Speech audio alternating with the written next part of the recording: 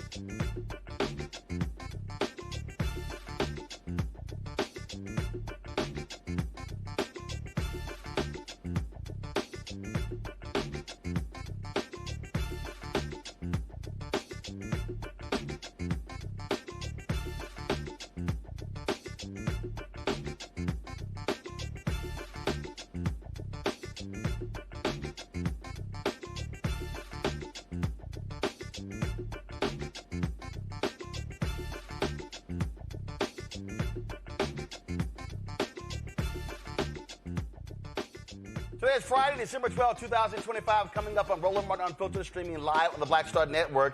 Indiana Republican senators face escalating threats after breaking with Donald Trump on redistricting, and Republican Governor Mike Braun says he's ready to fight back. Really? Interesting. Bombshell images from the Epstein estate. House Democrats released new photos featuring Trump, Clinton, and Prince Andrew. What's coming next from those long-sealed DOJ files? Two black transportation leaders push back after being fired from federal boards. They're suing the Trump administration. And former National Transportation Safety Board Chair, Vice Chair Alvin James will join us right here on the show. Alvin Brown, will join us on the show. In Mississippi, a family's $1 million investment aims to turn a strip mall into Black Wall Street 2.0. The CEO will join us on the show. Also, in Alabama, sky-high infant mortality sparks new urgency.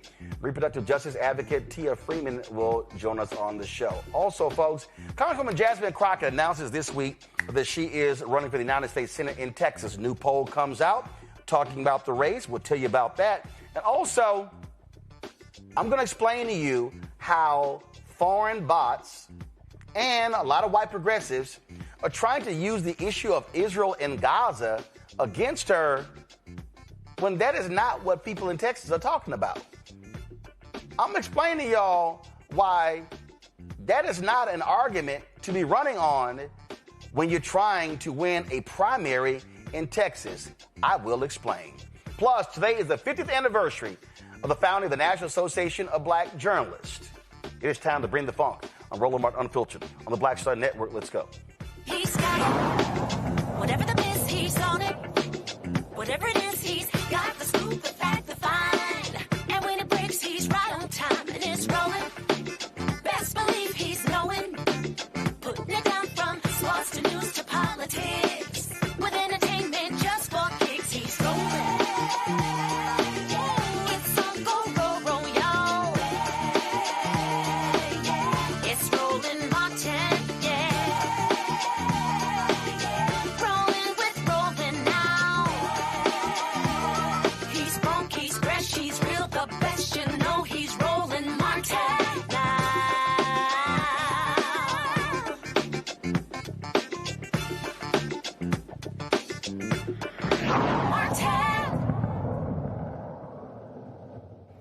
Boy, MAGA, they're pissed off at those Indiana Republicans who voted down the map. Now, the leader of the Indiana Senate said because of their rules, they can't even take up a new map in 2026. So now they got to live with it. It was a 31-19 vote. It leaves in place 7 Republicans, 2 Democrats, as opposed to 9-0. Trump and J.D. Vance personally lobbied for months to push the plan through. Now they are upset. The Heritage Foundation calling this a betrayal as well. These people are mad. They're angry. Trump publicly blamed Indiana's Republican Senate leadership, especially Senate Pro Tem Roderick Bray, who voted no. Watch this.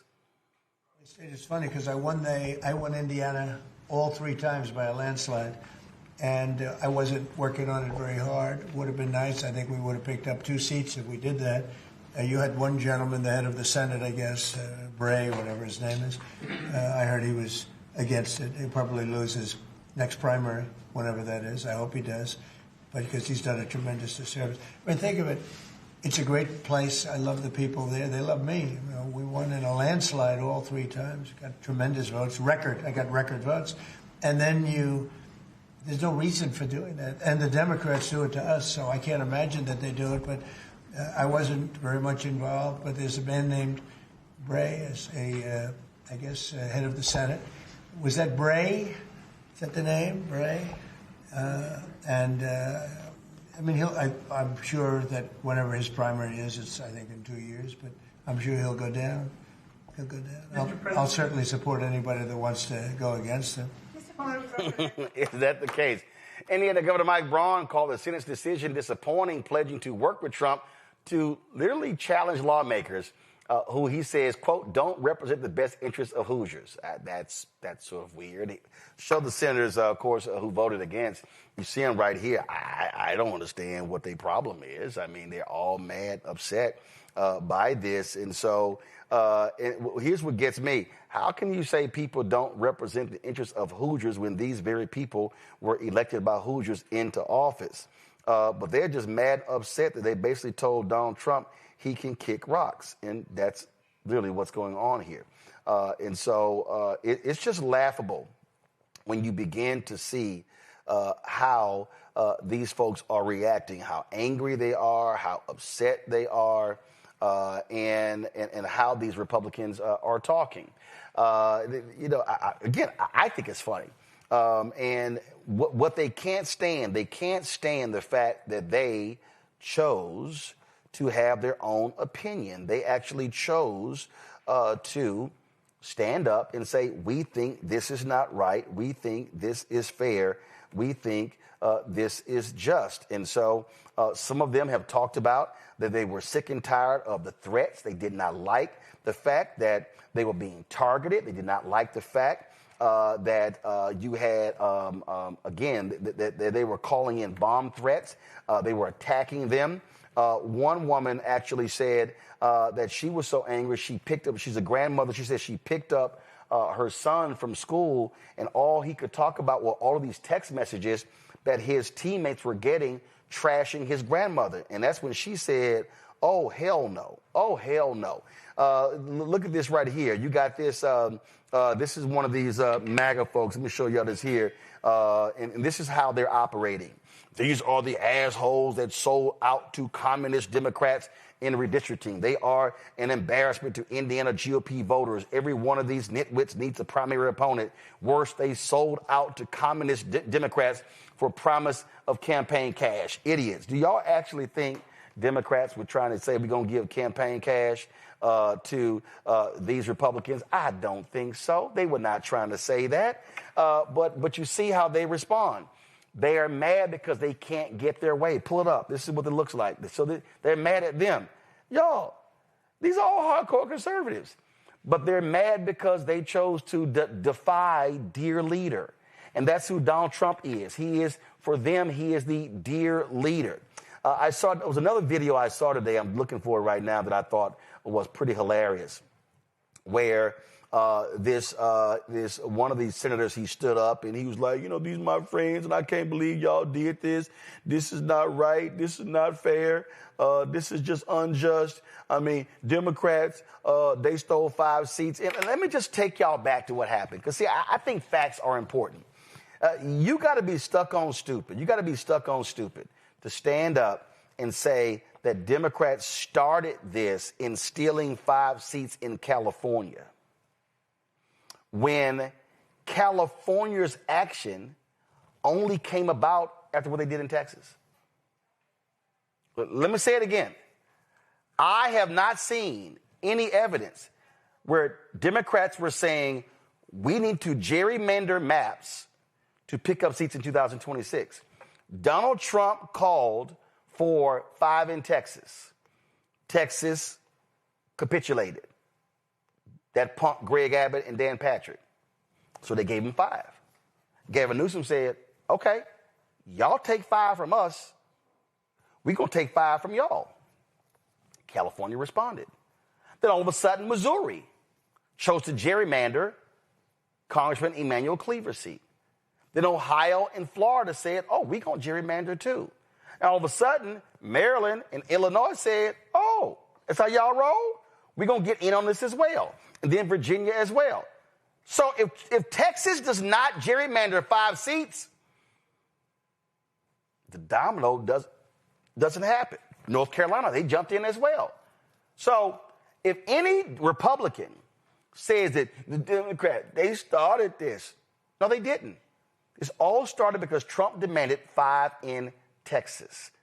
Michael Imhotep, host of the African History Network show out of Detroit, joins me. That Manning, civil rights attorney out of Corpus Christi, joins me. Dr. Zachary Kirk, educator and content creator of Atlanta, joins me as well. Y'all, this is real simple. We're not here, Matt, if Texas doesn't punk out and do what Trump wanted. But now the Republicans are mad because some of their own was like, yo, we just did this map 4 years ago. Hell no, we ain't doing this.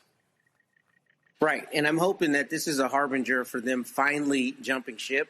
Because, this midstream redistricting has affected me. In fact, the person I have to vote for Congress now is Vicente Gonzalez, who was previously over the valley, right? So if Texas doesn't gerrymander, if they don't capitulate to the Republicans, then I personally am not having to look at different people than I would have the last several elections because of how they redrew the map. The point with this is, though, it's the Republicans' fault. Donald Trump told Texas to do it. Greg Abbott wants to be the heir apparent. He's going to do anything he can to lick Trump's boots. And he says, yes, sir, how much more do you need? Tell me how high to jump. And he does it, and he goes and gets those 5 votes, and then Gavin Newsom follows suit. And you see this obviously trickling across the country. And it's interesting to me that with him being a lame duck, especially with these, soon to be a lame duck, and with these last elections when, they lost in Virginia and in New Jersey and at the points that they did, you would think that Republicans around the country would start jumping ship faster and saying, you know what, we're going to push back against that because it's very soon going to be the truth that it's no longer in our political interest to be tied to Donald Trump. But we see that they are still being ruled by fear, and that's exactly why they're capitulating in the way that they have. And of course, you can always count on Donald Trump lying. And so he was like, oh, no, I really wasn't involved in a lot of this. Watch this. In Indiana, just a few moments ago, the Senate there rejected the congressional maps to redistrict in that state. A number of Republicans voted against that redistricting effort. You have spent a lot of time talking about this. The vice president traveled to Indiana. What's your reaction? Well, we won every other state. That's the only state. It's funny because I won Indiana all 3 times by a landslide. And I wasn't working on it very hard. Would have been nice. I think we would have picked up 2 seats if we did that. You had one gentleman, the head of the Senate, I guess, Bray, whatever his name is. I heard he was against it. He'll probably lose his next primary, whenever that is. I hope he does, but because he's done a tremendous disservice. I mean, think of it. It's a great place. I love the people there. They love me. We won in a landslide all 3 times. Got tremendous votes. I got record votes.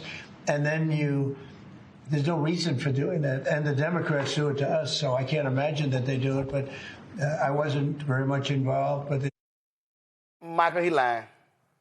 He called Indiana folks to the White House. J.D. Vance went down. Mike Johnson, his son. Oh, they worked real hard on this. This is what you say when you lose. Right. And I'm glad this blew up in Donald Trump's face. He's a born liar, a straight-faced bullshitter, just like J.D. Vance, just like MAGA Mike Johnson. And you have Republicans sensing, 1, Donald Trump is losing power. 2, they realize he's not going to be there forever. 3, you've already had at least 42 Republicans in the House of Representatives who announced that they are retiring or not going to run again, things of this nature, right? So they see him weakening. Then you see these 21 Republicans in the state legislature in Indiana voting against redistricting. And I saw State Senator Michael Bohacek, I'm not exactly sure how to pronounce his name, on Katie Turner's show today on MSNBC, and he's the one who came out and said he wasn't going to vote for this because Trump referred to Governor Tim Walz of Minnesota as retarded, and State Senator Michael Bohacek has a daughter with disabilities, and he really took offense to that. And one of the things he said was in Indiana, he said they have more real Republicans, more conservative Republicans, okay, than like the MAGA Republicans. Okay, now I don't know how true that is, but we saw they voted against this. So there needs to be more of this. Donald Trump is a liar that we see across the country. We just saw in Miami. You have a Democratic mayor for the first time in 30 years. So we see these special elections and things like this taking place. Republicans are losing badly. So, yeah, I think he senses the walls are closing in on that gilded ballroom that he's constructing. Zachary, I love the people who are just really so upset. Here's one of these Indiana Republicans, Senator Chris Garten. He was really, really fired up about wanting to gerrymander the map. Some will say these maps are political. Let me be clear. You're damn right they are. Political policy is political. Safe streets are political. Look at Indianapolis. Affordable electricity is political. A drug-free Indiana is political. Peace in the Middle East is political. I dealt with it firsthand. If drawing a map that secures 2 more seats for the Republican Party means that we continue to see overdose deaths drop by 20%, then I'll draw that map every single day of the week and twice on Sunday. If drawing a map means that we'll continue to see a 93% drop in illegal immigration, then I'll sign it with a smile on my face. It's great. That's great. That's great that you're going to sit here and say all of that. But guess what? If they do that in Texas, if they do that, I'm sorry, if they do it in California, if they do it in Illinois, do it in Maryland, do you feel the same? Listen, this man is up there with his righteous indignation, spewing out untruths. He's not going to see a continued drop in fentanyl overdoses. He hasn't seen a continued drop in fentanyl overdoses. What he's going to see, and what the people of Indiana are going to continue to see, will be continued rising prices, continued inflation at record levels, continued unemployment continuing to happen, the continuation of people losing their farmland to billionaires in this country. That's what they're going to see. And what they're also going to see is the continuation of Republicans losing their seats. Now, Greg Abbott in Texas sat up there, and you said kissing boots. I say kissing Trump's ass. Did exactly what Trump wanted him to do, and he redistricted this whole entire state, thinking that it was going to cost Democrats seats. Democrats can still win, especially when the Republican Party in this country are not serving the people they were elected to serve. In addition to that, not only did he put safe Republican seats in Texas at risk, he's putting safe Republican seats in California at risk. And again, that's really happening all across the country. Here in the state of Georgia, my home state, we saw in House District 121 a Democrat pick up a reliably Republican seat because of what the Republicans in this state did regarding gerrymandering in the last term. They took reliably blue Clark County and divided it up and put part of it in a Coney, which has always been ruby red, and now you have a Democrat representing that seat. This stuff is going to continue to backfire against Republicans like that gentleman you just showed, as long as they put themselves first before their constituents. And that's exactly what they have been doing and what they're doing right here. I just think it. No, themselves and Donald Trump. I just think it's hilarious. And again, they can keep complaining. But there's something I'm going to say, Democrats, keep your foot on their necks. You do not back down on gerrymandering until you can't. The hell with them. Going to a break. We'll be right back. Roland Martin Unfiltered on the Black Star Network.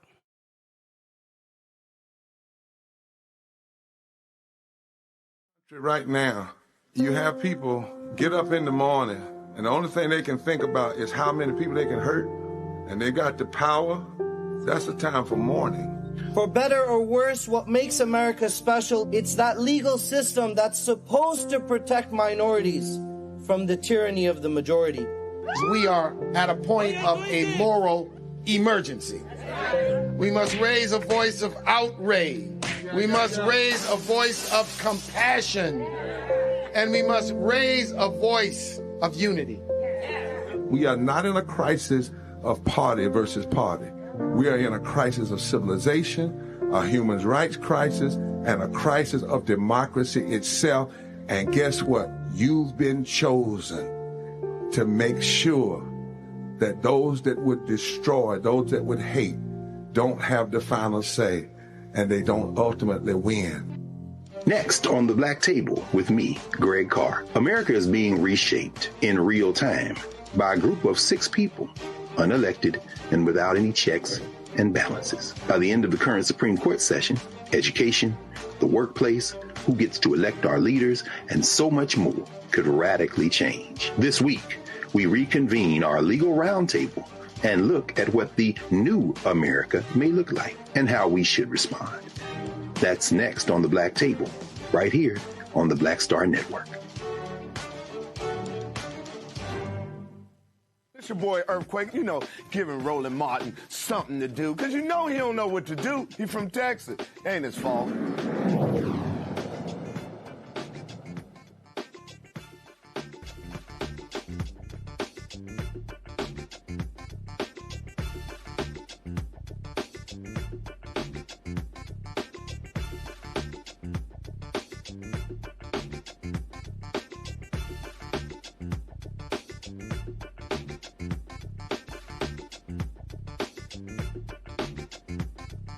All right, 2 black men were fired from the National Transportation Safety Board and the U.S. Surface Transportation Board have filed a lawsuit against Donald Trump's administration. They claim the terminations are part of a larger pattern of discrimination against black appointees within the government. Robert Primus, a member of the STB, and Alvin Brown, a member of the NTSB, were the only black board members in their respective agencies when they were terminated.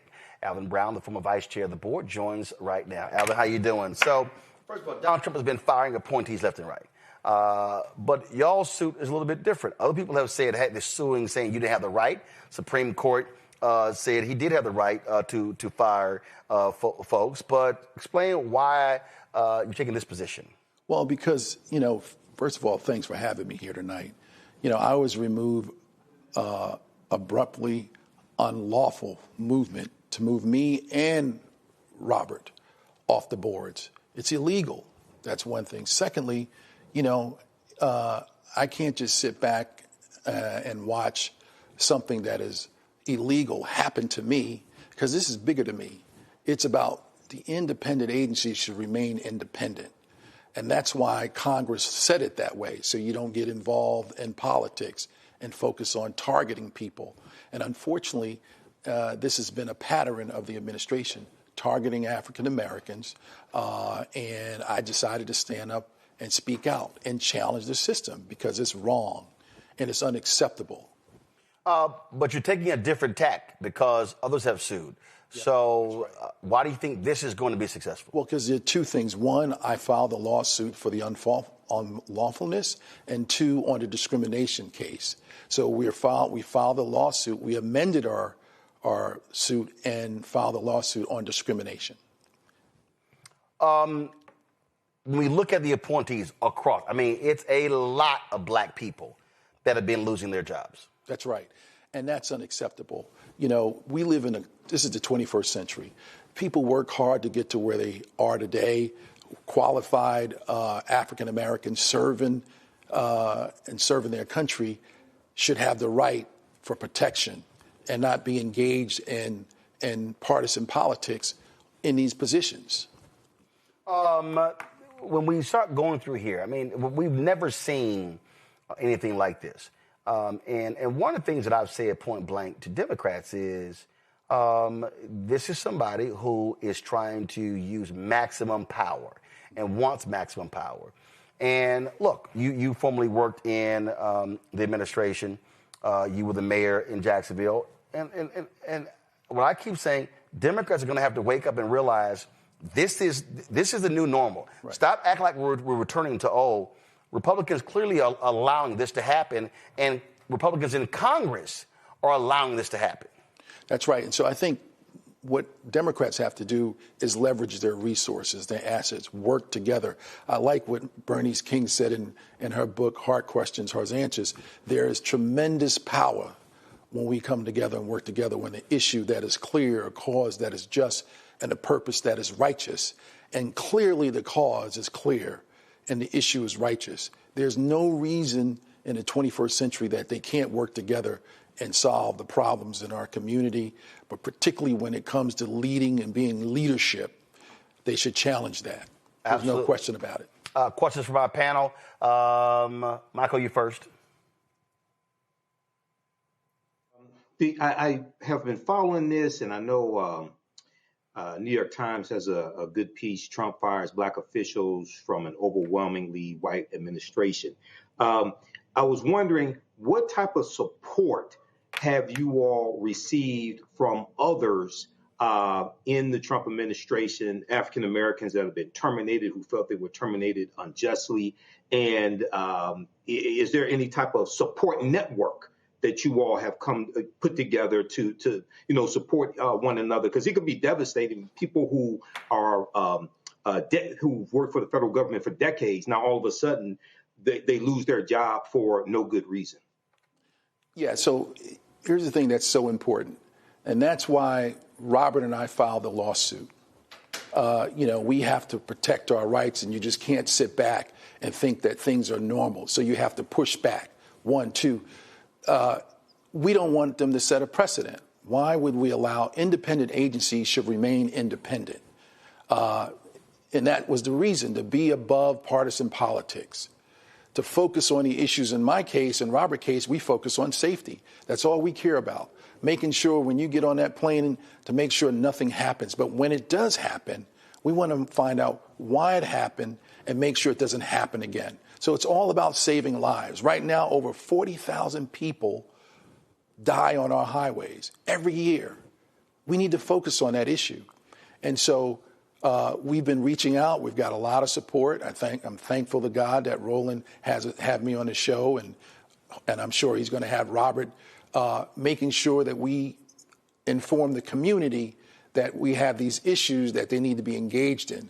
The Black Caucus has stepped up. The Senate, Democrats have stepped up, reaching out and pushing back. And that's what it's going to take, because at the end of the day, we can't let this sit. We cannot let this take place where they take over the independent agencies. We need to fight for their rights, but I'm going to fight, because this is bigger than me. I'm doing this also to make sure that this never happens again in our country. I'm the only one in the history of the National Transportation Safety Board that was removed unlawfully in the history, and that cannot stand. Matt? Yeah, so I have probably a dumb question. I'm a lawyer, so I should know this, but I have not followed, unfortunately, your lawsuit. So my question for you is, has the administration actually, in a court filing or in arguments or anywhere else, advanced what they're alleging to be cause for your firing? And I ask because normally what you see in an employment context is they say, no, here are all the reasons we think Mr. Braun is deficient, irrespective of whether we really have the power to fire him. Here's the reason we're alleging we're firing him. So what, if any, cause have they advanced, alleged cause? That's a great question. There was no cause at all. There was no cause. So I was dismissed unlawfully with no cause, no performance issues at all, period. And Roland, let me ask a quick follow-up, if I may. Go ahead. So is the administration then just saying we just have the inherent power to decide who we want where, and this is an exercise of that power? Have they tried to give any kind of subterfuge as for why they fired you and Robert Primus? No, but you know, they're saying, they haven't said that in our case, but what they're trying to do is get the Supreme Court to empower them to be able to fire anybody at any time, at any will. He said that he's no longer there. Zachary. Yeah, and that, you know, that's kind of exactly what I wanted to know. Why do you think the Trump administration is doing this? But you've kind of given that answer, because I want to make it very plain and very clear for people. I think I know why he's doing, and I think people on this panel will know, many of our viewers will know. But I want you to make it real plain in just your own words. Why do you think Trump is doing this? And then the second thing I want to know is, what can we heard about what our Democratic brothers, our Black brothers and sisters, the CBC are doing to support you in D.C. But what can we, the greater, broader Black community, the people that Roland Martin serves, what can we do to support you? Well, thank you for those questions. So the answer to the first question is, this is not an isolated situation. This is a pattern that's taken place within the federal government, and it's been happening, and it's happening every day. That's one. So, two, it is the facts are there. In a broader sense, race played a role in my dismissal. The facts are there, and that's the bottom line. My race played a role in for them to dismiss me. And the facts are there. There's so many blacks who serve on boards and commissions who were removed from their positions. And it's factual, and that's what it is. Now, what you can do and the Black community can do, basically speak up, speak out. We need to challenge this all over the country. This shouldn't sit, because this is bigger than me and Robert. It's about our kids and our grandkids. We stand on so many shoulders. Many people died and paid the price so I can sit in that seat. And I refuse to walk away. Now, I know some of my brothers and sisters are afraid to file a lawsuit, afraid of retaliation. That happened even back in the day. So we decided to step out and push back. We have a right to do it, and we're doing it. So we need all of us working together to get the word out and send a message to Washington, send a message to the White House that we will not tolerate this in the 21st century. All right, then. Alvin Brown, man, I appreciate it. Thank you, Let us sir. know what happens. I will. All right, thanks a bunch. Folks, we come back. We're going to talk Congresswoman Jasmine Crockett. She's talking about banning no-knock warrants. We'll show you what she said today outside of Capitol Hill. Also, we'll talk about her U.S. Senate race and why I think black folk should not fall for the okie doke in trying to make Israel an issue in her Senate race. You're watching Roland Martin Unfiltered on the Black Star Network. Don't forget to support the work that we do. Join our Bring the Funk fan club. You want to contribute via Cash App, use the Stripe QR code. You see it right here, bottom left-hand corner. PayPal is rmartin unfiltered. Venmo's RM Unfiltered. Zelle, Roland at RolandSMartin.com. Roland at RolandMartinUnfiltered.com. Check some money order and make it payable to Roland Martin Unfiltered. P.O. Box 57196, Washington, D.C. 2003 7-0196. Back in a moment. This week on The Other Side of Change. Book bans, anti-intellectualism, and Trump's continued war on wisdom. This is a coordinated backlash to progress. At the end of the day, conservatives realized that they couldn't win a debate on facts. They started using our language against us, right? Remember when we were all woke and the woke movement and all that kind of stuff? Now everything is anti-woke, right? When we were talking about including diversity, equity, inclusion in higher education, now it's anti-DEI. All this are efforts to suppress the truth because truth empowers people. You're watching The Other Side of Change only on the Black Star Network. Said the quiet part out loud. Black votes are a threat. So they erased them. After the Supreme Court gutted the Voting Rights Act in 2013, Republican legislatures moved fast. New voter ID laws, polling place shutdowns, purges of black voters from the rolls. Trump's Justice Department didn't stop it. They joined in. In 2018, his DOJ backed Ohio's voter purge system, a scheme that disproportionately erased black voters. Their goal, erase black votes and political power. Yeah, that happened. These are the kinds of stories that we cover every day on Roland Martin Unfiltered. Subscribe on YouTube and download the Black Star Network app. Support fact-based independent journalism that centers African Americans and the issues that matter to our community.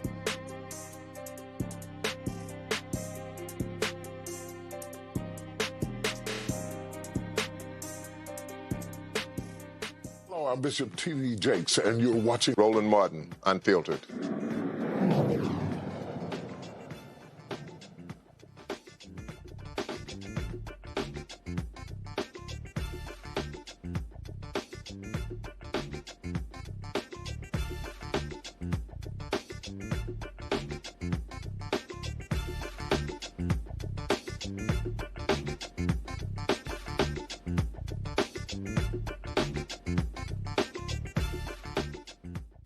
All right, Democrats in Congress are reigniting the fight to ban no-knock warrants nationwide with the Justice for Breonna Taylor Act, and Democratic leaders are calling for action. Among those speaking today, Congresswoman Jasmine Crockett and Kentucky Congressman Morgan McGarvey.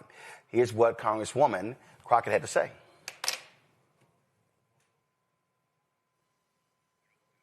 I must tell you that as you spoke, my little pen got to going, as well as a couple of other people up here, because you said something to the effect of slick con man calling and tricking people. I thought that was profound because it seems like that's how we got into this mess.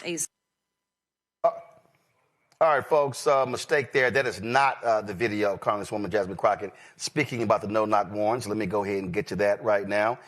This is it right here. Pull up my audio, please. In the forest, do you hear it if nobody's there? I'm here to tell you that when we lost Breonna Taylor, we absolutely heard it and we felt it. It felt like an earthquake. You see, Tamika does not know fully the impact, and I don't think she'll ever know the impact of her daughter's life on this country. But at the time, if we go back to March of 2020, when I was still a young lawyer in my mind, and I was practicing law, and I somehow was running for the state house, I had just made it to my runoff. And the next thing you know, they're saying that COVID is coming in. But then the next thing you know, Breonna Taylor is killed.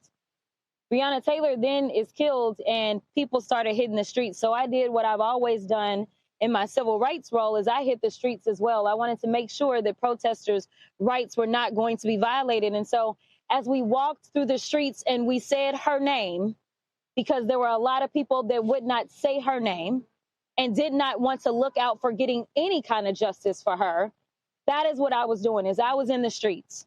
And here it was, we go through, we're fighting in the streets. That was March of 2020. By May of 2020, we had another person that had been killed at the hands of law enforcement by the name of George Floyd. You see, that was a summer of action for so many, but the question was, would that action continue? Would we turn this moment into a movement, or would we let everything die with their precious souls? The answer for me was no. So interestingly enough, I finished out my race and I actually won, and I ended up in the Texas State House. There's a bill that I filed as soon as I got there. It was called Breonna's Law. Now, y'all know this is down in Texas. So y'all know things are a little interesting in Texas. But let me tell you that even in Texas, even as a freshman civil rights attorney that was doing this because it was the right thing to do, it passed out of our committee with bipartisan support. Unfortunately, they never put it on the floor for a vote, but it would have passed because we had the support of law enforcement. We had the support of activist organizations. This is about what good legislation looks like. And that's what it is. This is about saving lives. Let me tell you something. When a no-knock warrant is actually executed, I don't know how many of y'all really understand how this works. As somebody who's also done criminal defense, a knock warrant ain't nothing. All it is police. That's all it is. That's it. But imagine being in a state like Texas where they say, you know what, everybody can have guns, and frankly, everybody does. And then you're saying that somebody just comes in your home. We have people that are currently sitting on death row because they have shot when somebody came in their home. Listen, this is smart legislation. This is why it's bipartisan. This is why it's bicameral. And all we're asking people to do is get behind it. It is time for us to set aside our differences and do what we all say we want to do, which is to make sure that we are all going to be safe, whether we are on the streets or in our homes. This legislation will prevent others from losing their lives unnecessarily. Breonna should be here.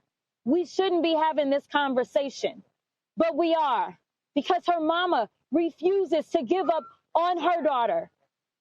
No mother should have to go through what she's went through. But the reality is that God has got her. And that is why she is standing with us today. So I ask you, wherever you are, make sure you call your representative, make sure you call your senators and tell them to sign on to this smart legislation. Folks, so that was today on Capitol Hill. Now, we've been, of course, covering her announcement this week. She announced she's running for United States Senate, and new polling data was dropped today regarding that particular race, and is actually showing that she has about an 8-point lead against State Representative James Tallarico. So when you look at the polling data, it breaks down the actual race. And so this was a poll put out by, don't go to it yet, this is a poll put out by Texas Southern University. And again, it's regarding the Texas U.S. Senate primary race. And so when we look at the poll, this is what it shows right here. The crosstabs show among women, Crockett is leading 57-36. Among men, Tallarico is leading 52-42. Among white voters, it's 53-40 Tallarico. Among Latino voters, 51-41 Tallarico. Among African Americans, 89-8 Crockett. Among voters 18-34, this is probably surprising a lot of people, Tallarico's leading 63-34. Voters 35-44, 51-42. This is where Crockett is winning. 55-plus voters, the people who vote the most in primaries and elections, she's leading by 25 points, 59-44. Four-year college degree, Crockett's up 48-45. No four-year college degree, Crockett's up 12, 53-41.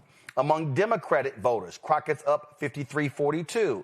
Among independent voters, Tallarico's up 49-41. Now, one of the things that is interesting that I've been watching this week in this race is that there have been a lot of folks, a lot of white progressives, and some black folks as well, have really been targeting Congresswoman Jasmine Crockett. And in fact, here's a perfect example. This person, Matt Stoller, okay?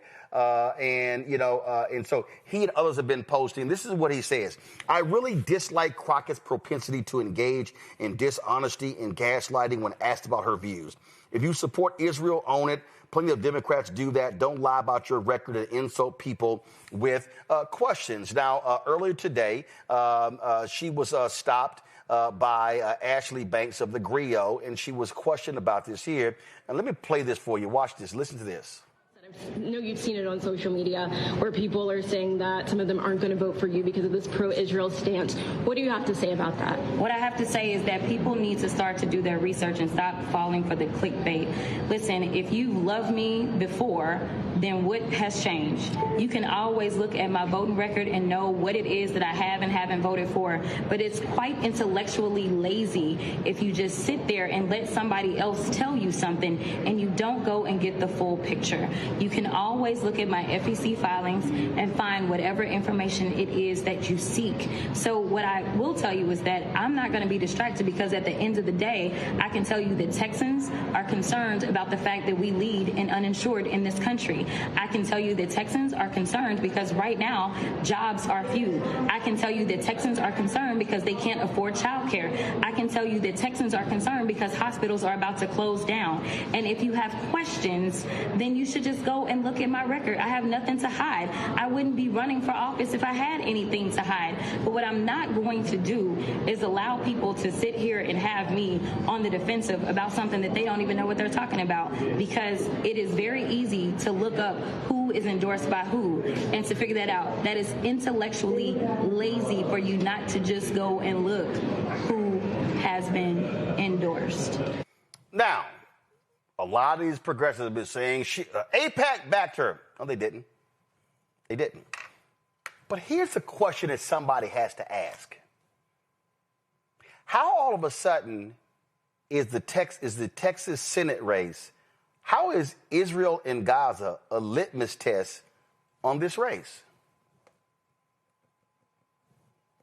Can somebody explain that to me? I mean, we're talking about a state where a Democrat has not been elected statewide since 1994. 1994, 4 Democrats were elected statewide. Has not happened since. So, how all of a sudden is this the defining issue? In fact, if you go look at videos and social media of James Tallarico, I don't see lots of posts talking about Israel and Gaza. Now, let me be real clear. Am I not saying that a U.S. senator doesn't vote on international issues? Nope. Am I not saying that a U.S. senator does not vote on national issues? Nope. Am I saying that, the issue of Israel, Gaza, Palestinians, is that a non-issue? No, I'm not saying that. What I am saying is, don't y'all find it suspicious? All of a sudden, when you're looking on all these social media accounts, including some black folks, it's, what's their position on Israel? What's the position on Palestine? Let me help y'all out. I'm from Texas, born and raised. I am still registered to vote in Texas. The Texas United States Senate race ain't going to be decided on Israel. It's not. And let me also say this to a lot of progressives. Next year's election, the 2026 midterms, you got Senate races in Georgia, Senate races in North Carolina, Kentucky, Ohio, congressional races, Senate races in Iowa, in Maine. It's not going to be decided on Israel. If y'all want to, we can go back to the Mamdani race in New York City.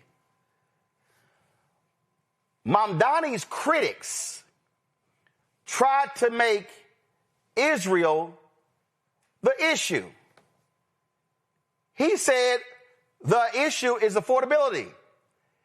Anybody who studied any of his campaign ads, I don't recall him making the issue as mayor of New York City Israel. In fact, I do recall there was a debate, and they asked all these candidates, what are you going to do? What's going to be the first place you visit? You know what they said? Israel. And they got to him, he said, New York City. But I want y'all to see what's going on. See, I just refreshed on Twitter, and I need y'all to understand what Elon Musk is doing. Elon Musk is purposely driving the algorithm. Go to my iPad. I just refreshed it. This Blakely, it's the entitlement for me. She rolled her eyes that voters dare ask her a question. First of all, let's see here. Blakely. Let's see here. I'm sorry. I am Blakely. She's from Brooklyn, New York. She ain't no Texas voter. And then she said she rolls her eyes that voters didn't ask her a question. Ashley Banks of the Griot asked her a question. But I just want y'all to understand what's going on here. And I need y'all. Okay, hold up. I just scrolled. No, go back. I scrolled to the next one. Look at this here. Under examine is how large sections of the black intelligentsia, particularly those produced through congressional leadership pipelines, elite academia, philanthropic NGOs, and legacy black bourgeois institutions like Jack and Jill are structurally aligned with Zionism. Oh, boy, that's a whole lot right there. Let's see. Who is this? He's got Free Palestine, Congo is bleeding, Free Haiti, and all of this here. Okay, I got it. But I'm looking on here. You know what I don't see? I don't see a single tweet on here where he's criticizing Texas Senator John Cornyn, who stands firmly behind Trump. I want y'all to understand the play here. So here's what the play. So what you're seeing are these constant and direct attacks from so-called progressives, because a lot of people are bots. Like earlier this week, there was some dude from New Zealand who was trashing Crockett. I was like, your ass ain't even American. I said, what do you know about the Texas Senate race? But see, what they're trying to do, and I need y'all to see what's going on. They're trying to target Crockett the way they did Vice President Kamala Harris. You need to understand what's going. And the smart play, black folk, do not fall for the banana in the tailpipe. I am not saying that the Palestinians having a right to live and breathe is not an issue. But you cannot tell me that the defining issue in the Texas Senate race is Israel. It's not. Michael. Yeah, Roland, that was a master class in which you broke down, and I was making some of the same points. Driving the algorithm, just like they did during the 2024 election on TikTok, which is one of the reasons why I got the hell off of TikTok. Driving the algorithm, pushing Palestine, pushing the war between Israel and Palestine, and we see the effect of that. We see how you had all this opposition to the Biden-Harris administration, right? But when Trump gets in office, you don't see a lot of those same protests against Trump and allowing Netanyahu to basically do whatever he wants to do. Okay, and then we see one piece of advice I would give Jasmine Crockett, and I really hope she does win, is the facts, dispelling all these lies and things like that, put that on your campaign website. Put out social media videos dropping the facts. Don't wait on stupid ass people to do research, because the lie is neatly packaged and fed to them on a daily basis 24/7. So but Michael, here's the deal. I understand your point, but here's the deal. Here's why that's a trap. They want her to engage on this issue. What Congresswoman Crockett should be saying is, like she did there, I'm going to talk about housing in East Texas, North Texas, South Texas, West Texas. I'm going to talk about jobs. I'm going to talk about affordability. I'm going to talk about what's happening with water quality. I'm going to talk about, see, that's what you do. See, she's going to Texas voters are going to be talking about determining who they vote for based upon who they can believe will deliver for Texas.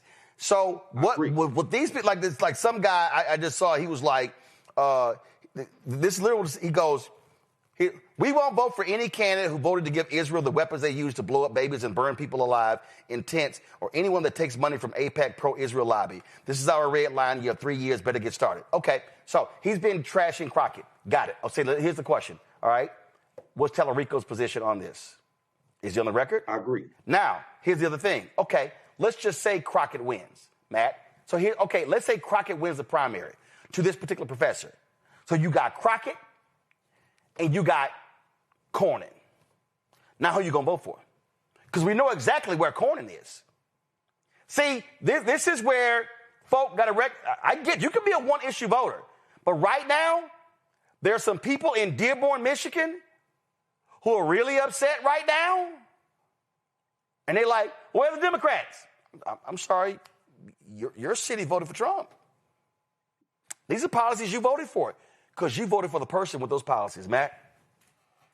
Well, I'm a Texas voter, and I haven't been as excited about having a potential Senate pick as between these two as I am right now. I mean, I think they're both fantastic choices, but I actually think you and Michael are both right. I don't think that it's one to the exclusion of the other. And what I mean is I think Michael's exactly right. I think she should correct the record on her position and what she's voted for and put it on her website. But to your point, I think she doesn't make that the focal point. I think if she doesn't answer it, then she runs the risk of them saying you didn't even answer it, and that's, proof of you doing what we're accusing you of. I think she has to address it, but I don't think she makes it a focal point of anything. And I think you're exactly right about this, and especially as it relates to John Cornyn. You talk about a Democrat not being elected since 1994. I read opinions from before I was alive that John Cornyn issued when he was either the AG or in the state Supreme Court or, all these other positions that he's held. And the point is, this is one of those guys that's been there forever, and he's going to do whatever is necessary for him to stay in office.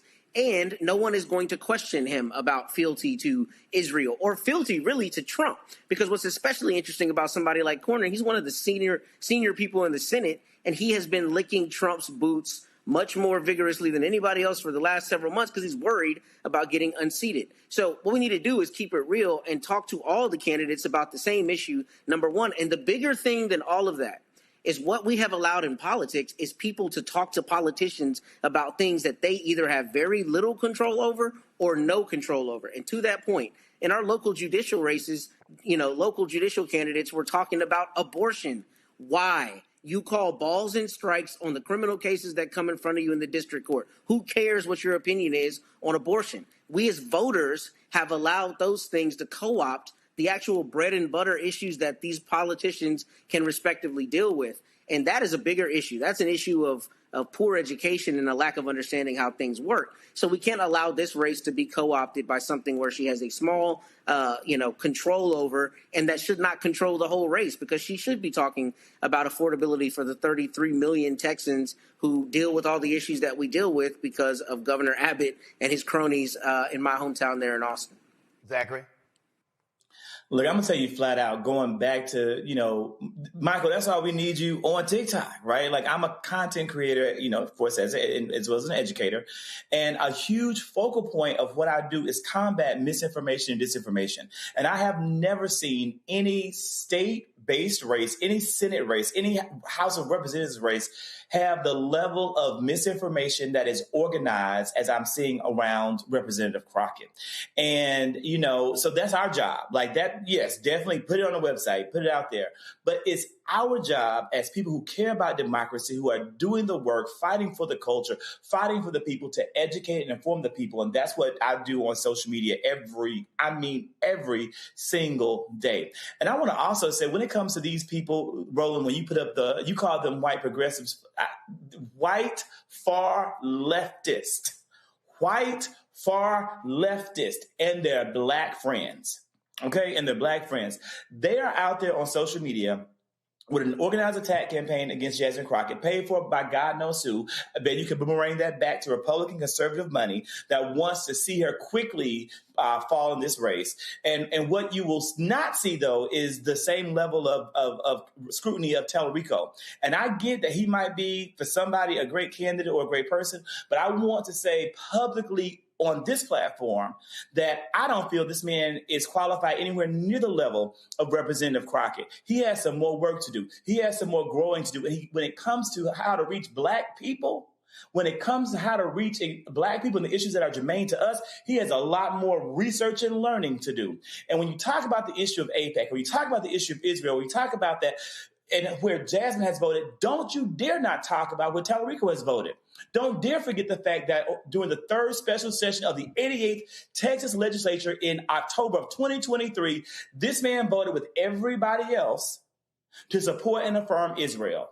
That happened. He's on record having done it. It's right there. In addition to that, please don't forget this man's number one donor in 2024 being Donald Trump's best friend and your Texas homegirl, Roland, your Texas homegirl, Marion Edelson, being his number one donor. That to me tells me where this man's loyalties lie, not about Israel, but about the people who are funding him and maybe why they're funding him. That needs to be a part of the conversation too. I'm sorry. So I just want to bring it up. I just want to show folks this here before I go to a break and go to my next guest, and that is here. So this is what it says. Black women are supporting Crockett per this poll, 92-6. Black men, 84-12. Latino women are supporting Crockett, 49-41. White women are supporting Tallarico, 46-45. Latino men are supporting Tallarico, 61-33. White men are supporting Tallarico, 62-32. Now, why am I showing y'all that? Because if you look at the polling, it shows that white voters are preferring Tallarico over Crockett. Latino voters, 51-41. But if you look at the polling, Latinas are supporting Crockett +8 over Tallarico. He has, though, a 28-point lead among Latino men. His lead among white men is 30 points. And so they almost tied when it comes to white women. That's critically important. Let me go right here as well. Right here. Favorable, unfavorable. Favorable, 85. Crockett, unfavorable, 77. Unfavorable, 9-2. Now, when you start going down here, let's see here. A proportion of black, Latino, and white voters who don't know enough about Tallarico. Black, 47, Latino, 15, white, 14. Now, when you go right here, this is the one that you have to pay attention to. Proportion of likely Democratic primary voters who believe the candidate will be most successful in mobilizing Democratic-leaning non-voting Texans to turn out to vote for them in 26. Look at the numbers. 53% believe it's Crockett. 34% believe Tallarico. 13% unsure. Now, when you go proportion of likely Democratic primary voters who believe the candidate would be the most successful in convincing Texans who regularly vote Republican to cross over and vote for them, Tallarico 58, Crockett 29. Here's the whole deal. Let me break this down. That means that what Crockett is saying, you're going to need people who do not vote to turn out to beat Republicans. She's saying the likelihood of Republicans crossing over to vote for a Democrat ain't high. So I want to show y'all that so you can understand exactly what the poll breaks down. All right, going to go to a break. We'll be right back. Lots to unpack in our second hour of Roland Martin Unfiltered on the Black Star Network. Back in a moment. This week on the other side of change. Book bans, anti-intellectualism, and Trump's continued war on wisdom. This is a coordinated backlash to progress. At the end of the day, conservatives realized that they couldn't win a debate on facts. They started using our language against us, right? Remember when we were all woke and the woke movement and all that kind of stuff? Now everything is anti-woke, right? When we were talking about including diversity, equity, inclusion, higher education, now it's anti-DEI. All this are efforts to suppress the truth because truth empowers people. You're watching The Other Side of Change only on the Black Star Network. Next on the Black Table with me, Greg Carr. America is being reshaped in real time by a group of 6 people, unelected and without any checks and balances. By the end of the current Supreme Court session, education, the workplace, who gets to elect our leaders, and so much more could radically change. This week, we reconvene our legal roundtable and look at what the new America may look like and how we should respond. That's next on the Black Table, right here on the Black Star Network. Now that Roland Martin is willing to give me the blueprint, hey, Cyrus, I need to go to Tyler Perry and get another blueprint because I need some green money. The only way I can do what I'm doing, I need to make some money. So you'll see me working with Roland. Matter of fact, it's the Roland Martin and Cheryl Underwood show. Well, should it be the Cheryl Underwood show and the Roland Martin show? Well, whatever show it's going to be, it's going to be good.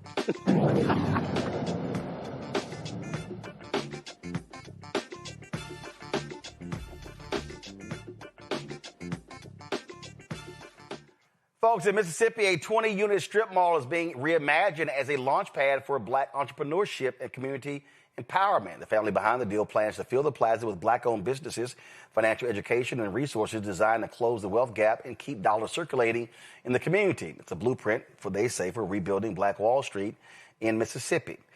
Joining us right now to talk about this is Tony Reimonenq Jr. and founder and CEO of LinkedUp Economic Empowerment Center. How you doing? Hey, I'm doing well, Roland. How are you? First of all, did I pronounce the name right? What's the last name? It's Reimonenq. Reimonenq. Okay, cool. Yeah. They're supposed to put it in phonetic spelling in the script. They didn't do it, so it's Reimonenq. Got it. And you're joined with? This is my wife. Tell them who you are. I'm Liz Reimonenq. How are you? Doing great. Glad to have both of y'all here. So first of all, where's this plaza located? We're at 4906 Old Highway 11 in Hattiesburg, Mississippi. Okay. In the Oak Grove community. All right, so it's in Hattiesburg. So for folks who don't know, Black population there, and give us a sense of the type of businesses that are there. We have a clinic there, a medical clinic. It's an amalgam of things. We have a trophy shop. We have a barber shop. Also, we have a hair salon. We have home care business, a construction office. We have a school, actually a Mississippi aesthetic school, the only Black-owned accredited school in the state of Mississippi is there. So we're real proud of that. Nail salons there. We have insurance office, real estate office, tax preparers. Mental health therapists. We have a U-Haul place that just moved in. Mm-hmm. So there's a variety of different types of businesses that are there. We have a boutique there, a gym. So there's a plethora of things there. So we are 100% occupied. So were all of these businesses already existing in Hattiesburg, and did they all move there, or are some of these new businesses? The majority are new businesses. Mm-hmm. I would say when we bought that strip mall, it was run down, undermanaged, and we might have had maybe 2 to 3 of the businesses that we inherited that was there, and actually some of them that we inherited moved out. So all of these are new businesses. Okay, all right. We have one that's been there for a long time. Charlie's Trophy has been there for a long time. Got it. And so. So how are you imagining it? Is it important to say, hey, now you sort of have a central location as opposed to someone being over here and over here, over here and over here? Yes. So the idea behind the Black Wall Street 2.0, we call it 2.0 because, as you know, the original Wall Street was formed during a time of segregation, right? It was a response to racism. And so O.W. Gurley, the guy who founded and developed the Greenwood District, bought the land and he sold pieces of the land to Blacks. And those who didn't have money, he actually funded their businesses and they repaid him back in a loan. And that was a response to racism. Well, now we're integrated. So now Black Wall Street 2.0 is for anybody who's been locked out of this economic system due to race, gender, non-English speaking proficiency, and also rural residency. So that's the mission that the LinkedUp banner flies above. And a offshoot of that mission, extension of that mission is this commercial property that we say affordable and desirable commercial office and retail spaces. All right, then. Questions for my panel. Zachary, you first. Shout out to my family from Mississippi and friends. So thankful and grateful for what you're doing and how you are moving work forward. What I want to know is what has been the biggest challenge that you guys have faced in the work that you're currently doing? And how have you overcome? Wow. Man, so of course, funding is always a challenge. When we bought that property, man, I'll tell you, it took us a year to finally close, right? I did everything that they tell you to do, right? I had 800 credit score. I had the money in the bank for the down payment, and I had banking relationships. But I kept running into a brick wall at first. My bankers would tell me, hey, well, we're just not open for this type of business right now. So we end up doing some creative financing, and I end up getting actually a better deal than any bank could give me anyway. And so since then, we've purchased, this is actually our second building. We had one prior that we bought in 2015 that was in foreclosure. And, the same thing, it was rundown building, had vagrants living in it, right? And so we renovated it and made affordable and desirable office spaces.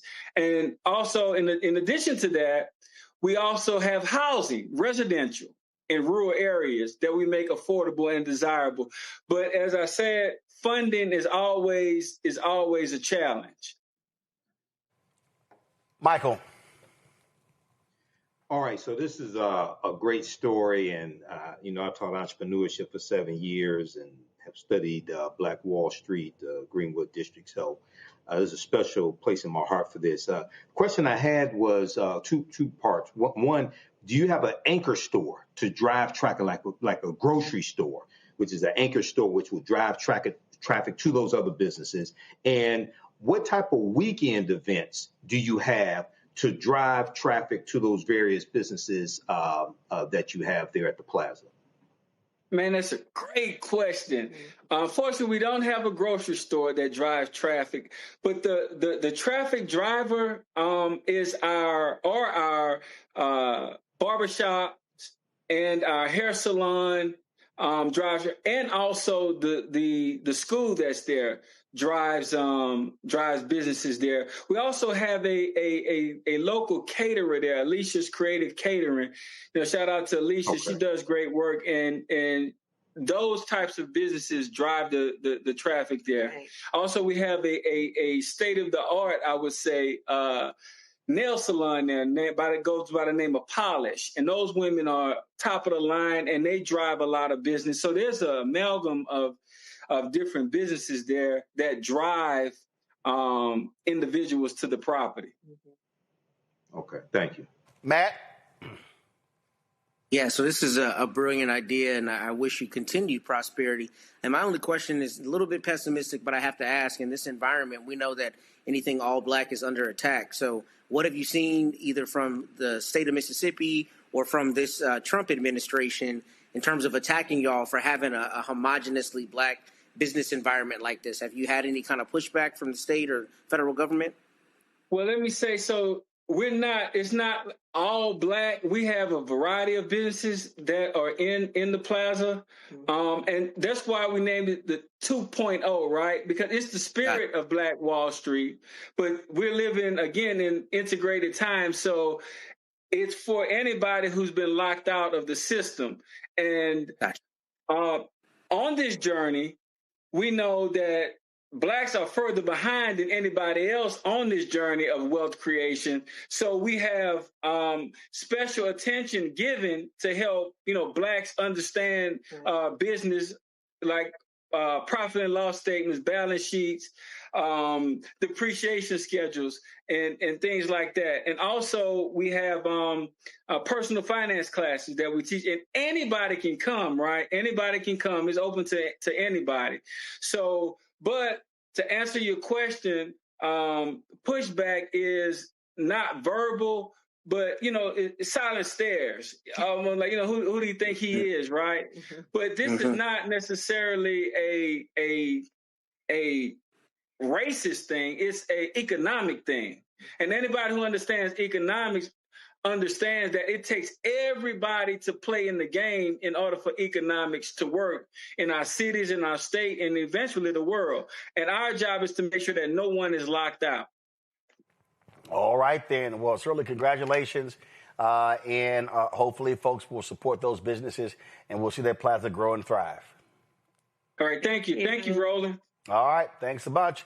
Folks, we're going to come back with headlines with Brittany Noble right here on the Black Star Network. If in this country right now, you have people get up in the morning and the only thing they can think about is how many people they can hurt, and they got the power, that's the time for mourning. For better or worse, what makes America special, it's that legal system that's supposed to protect minorities from the tyranny of the majority. We are at a point of a moral emergency. We must raise a voice of outrage. We must raise a voice of compassion. And we must raise a voice of unity. We are not in a crisis of party versus party. We are in a crisis of civilization, a human rights crisis, and a crisis of democracy itself. And guess what? You've been chosen to make sure that those that would destroy, those that would hate, don't have the final say, and they don't ultimately win. Hey, what's up, everybody? It's Godfrey, the funniest dude on the planet. And you're watching Roland Martin Unfiltered.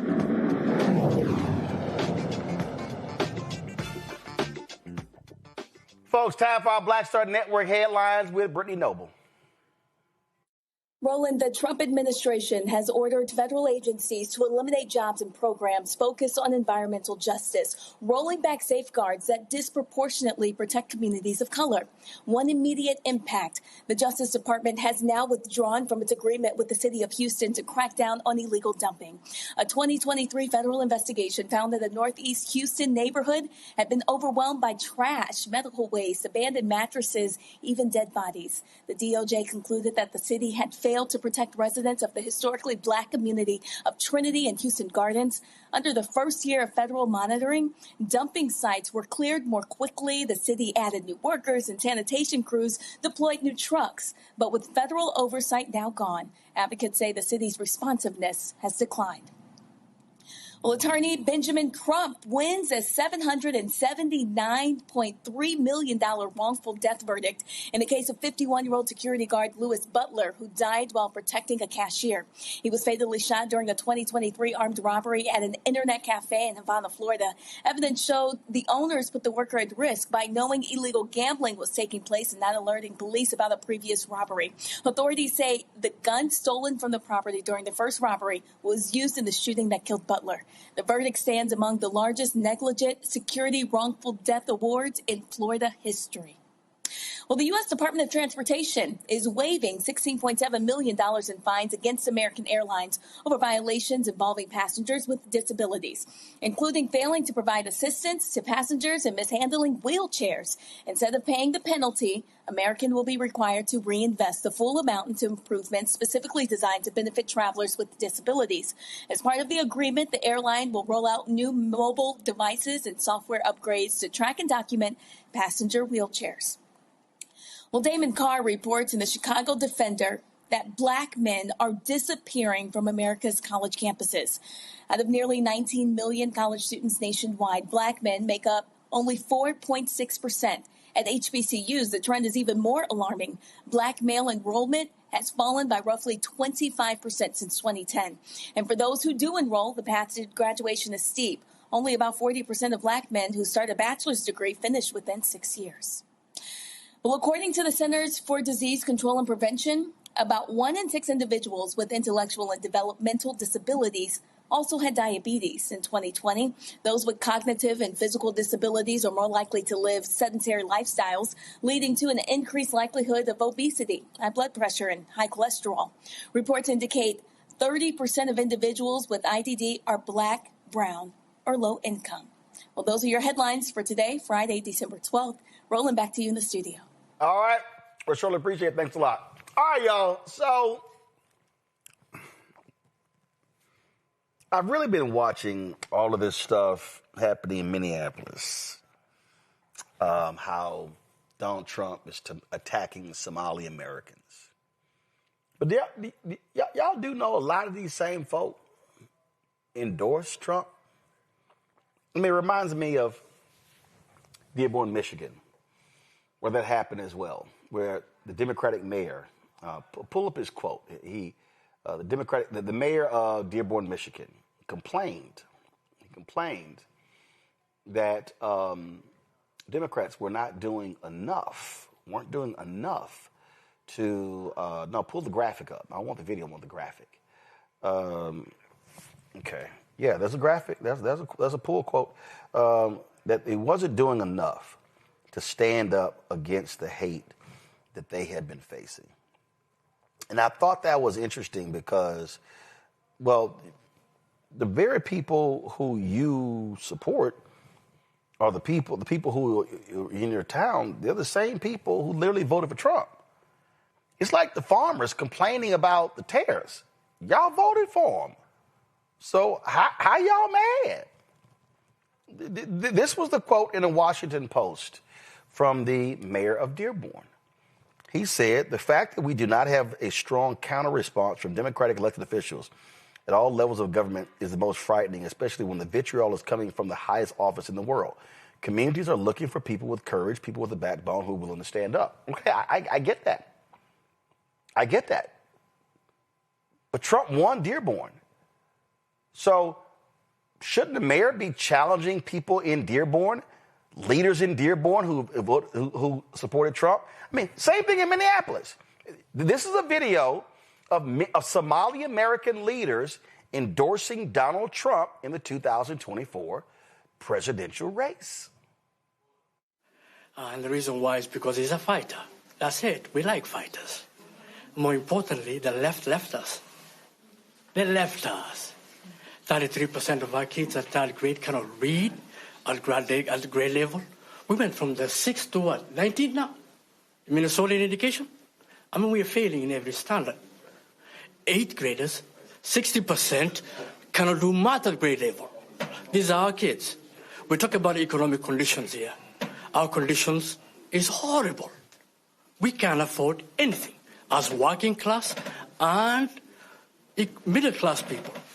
Now, please understand this. We love our brothers and sisters who are Democrats, but you left us. And because the left left us, join the right, vote for Trump, 2024, vote for George Rape, 2024, vote for Maisie Young in St. Paul, 2024, vote for Tajud in CD3, 2024, vote for Tom Emma, our lion, out of St. Cloud. Farhan is here and is endorsing him. And please go out and vote, because voting for Trump without soldiers is giving him a failure. So please vote. Again, for the school boards, we have a ton of people running who are in the school board from all over the state. And please go vote for the Republican Party this time. Thank you so much. Okay. Here's Trump talking about people just like him. Many of these people are criminals. Many of these people are people that shouldn't be here. And many of them have been gotten out. I mean, we've gotten out a lot of the people that, we've taken a lot of them out of here. But they came in legally, right? Yeah, I know. This deal, sorry. Many are wonderful. Yeah, I'm sure. I said many are here legally, though. What should they think in terms of their prospects? Well, they can't be happy, okay? They can't be happy because what's taking place between that, if you look at Somalia, they're taking over Minnesota, and we got a lot of problems with the gangs, with all of the things taking place in Minnesota. We have an incompetent governor, we have a dope governor.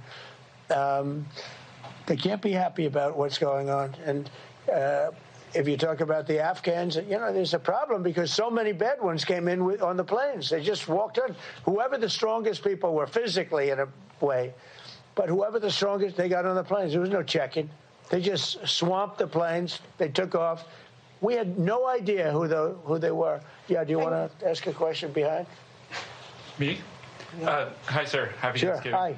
What do the Somalians have to do with this Afghan guy who shot the national? Nothing, but Somalians have caused a lot of trouble. They're ripping us off for a lot of money. There's a tremendous amount of money going back to Somalia. What the hell are we paying money to Somalia for? But they're ripping off our country at a level that few people have been able to see before. Mm-hmm. That's about the only thing. You talk about competence. We have Ilhan Omar, who does nothing but complain about our country and our Constitution. And she comes from a country with practically no country. It's devastated, it's crime-ridden, it's a mess, it's a disgrace. And we took their people at a tremendous... We're not taking their people anymore. We're not taking their people. And we're getting a lot of their people out because they're nothing but trouble. Okay, thank you very much.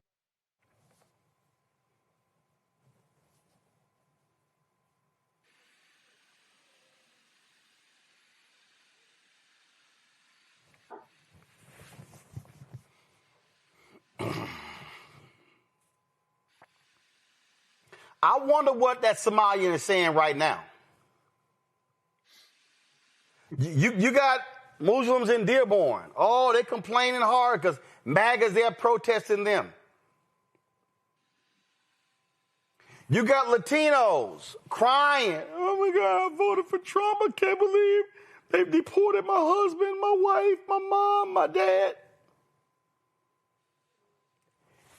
He told you he was going to do this. The man called your countries shithole countries last time he was there. Oh, I get it. See, some of y'all, immigrants of color, y'all thought y'all were special. Y'all thought y'all were different. Y'all were like, oh, no, he not talking to me. He talking about them. No. He didn't. If that clip I just played, he went, yeah, some of y'all said there's some good ones, whatever. He just dismissed y'all. And he called your country shithole countries. And I heard there was some African immigrants who was like, well, he right, he not lying. Now he's sending y'all asses back. He don't want y'all. If you are an African immigrant, a Jamaican immigrant, a Bermudan, Caribbean, if you from it, Trump don't want your ass here. MAGA don't want y'all here. Winsome Sears, black woman who ran for governor of Virginia, Jamaican immigrant, did Trump endorse her ass? Because this is what he thinks about all of y'all black immigrants. And some of y'all got issues with African Americans. Y'all in the same boat as us as it relates to these white folk. This is Trump just 48 hours ago. Announced a permanent pause on third world migration, including from hellholes like Afghanistan, Haiti, Somalia, and many other countries.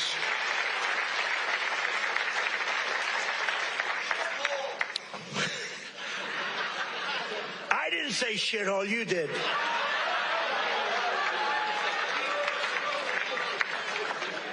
Remember I said that to the senators, they came in, the Democrats. They wanted to be bipartisan.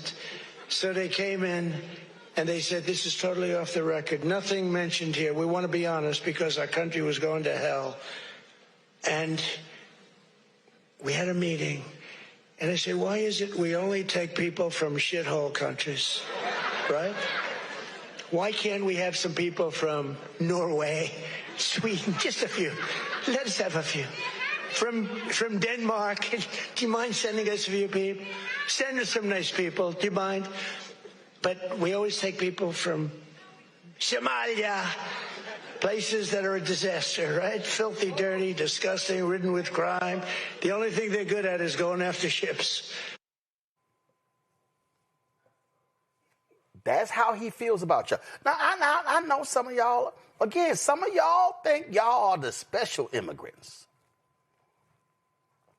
Some of y'all think, oh, no. He's not talking about me. Stephen Miller, that white supremacist, went on TV this week and said, you know what? If we get rid of these damn immigrants, he didn't specify which ones, we could be doing so much better in America. Listen.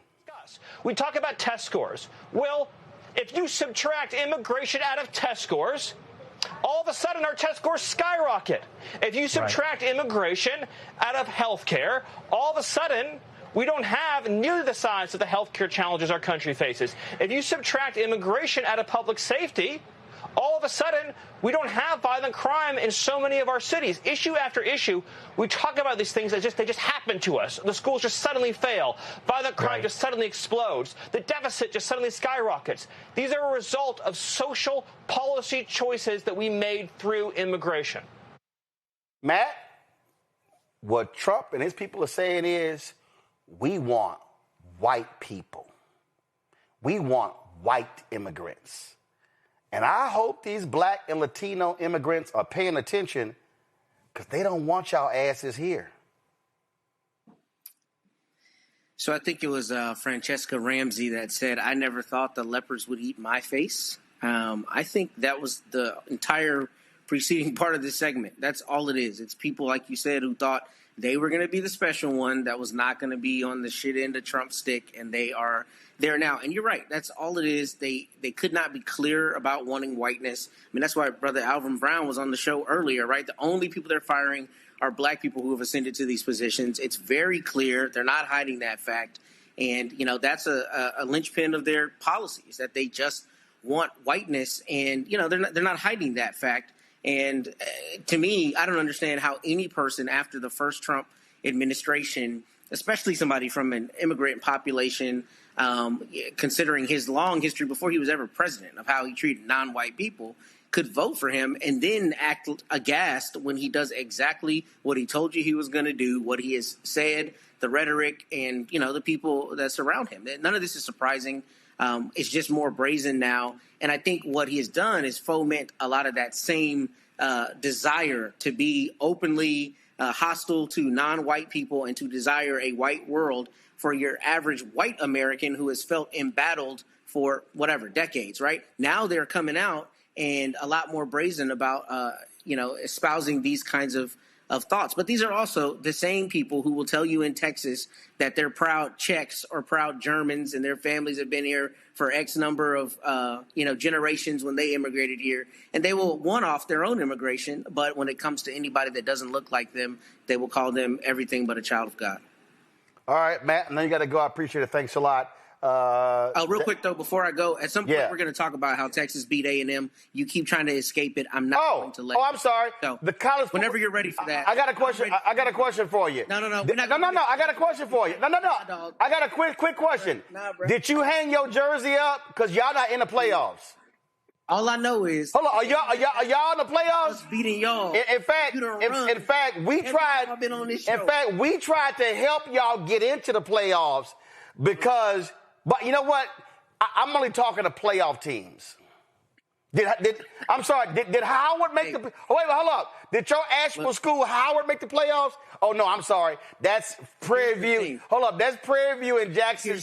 That's Prairie View and South Carolina State in the Celebration Bowl tomorrow. You can talk as fast as you want. You can talk over me if you like. Oh, I'm not. All I know is on December 20th. You came to on December 20th. On December 20th, Miami will be playing at Kyle Field. Your stadium will be real empty. When I text you, you talking about the offensive coordinator. Oh, he did suck. I'm glad his ass gone. I'm glad he gone. But I do got to ask you this question, man. I got to ask you a question. Are y'all playing in the postseason? Or y'all good to see you, or y'all playing? I hope you feel better about that. Or y'all playing in a Poulan Weed Eater Independence Bowl?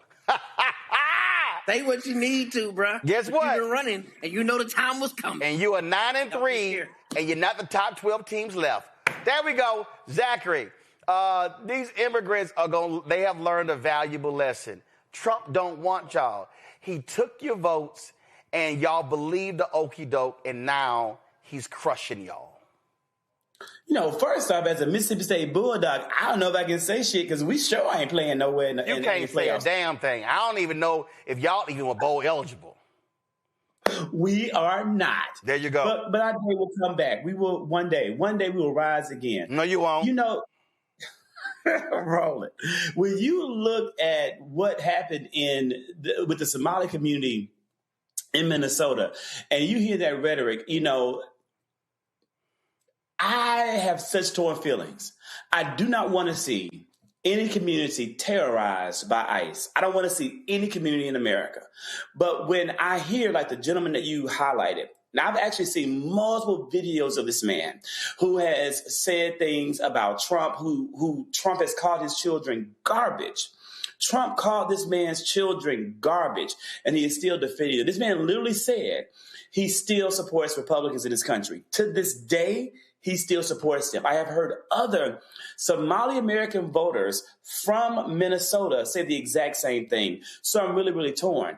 At some point, people get what they vote for, and we have to let them get what they vote for. They have chosen to allow their communities to be terrorized by the Trump administration, and there isn't a whole lot that we can do.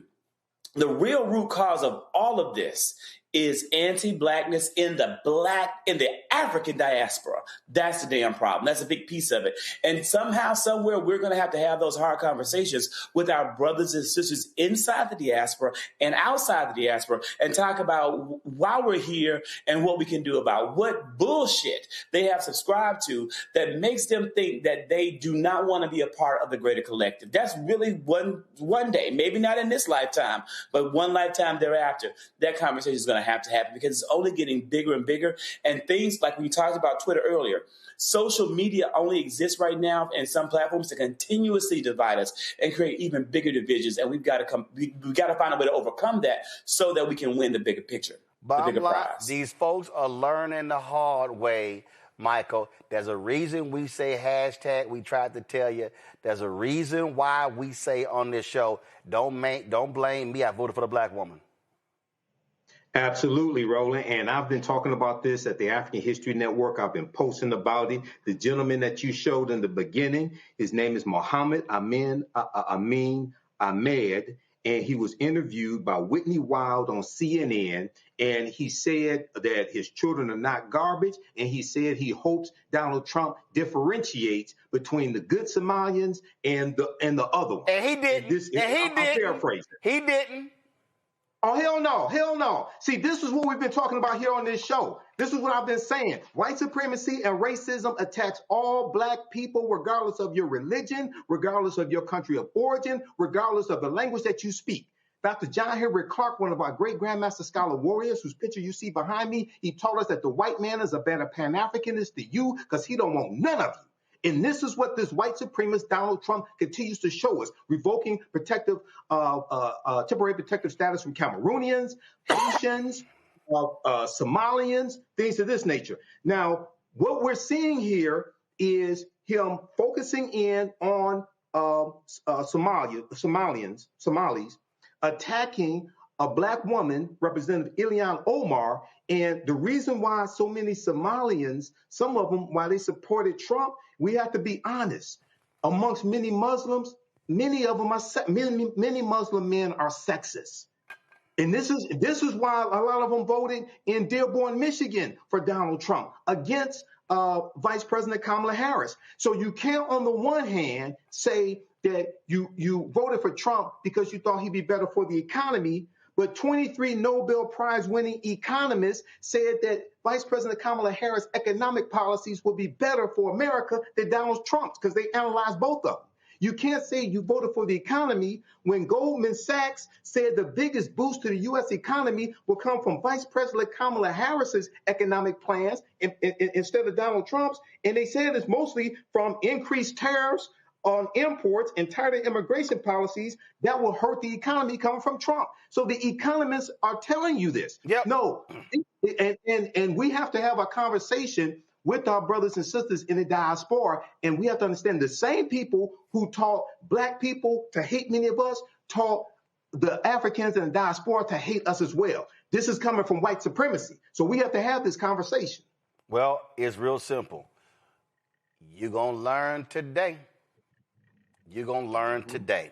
All right, y'all. Alabama has long struggled with higher than average infant mortality rates.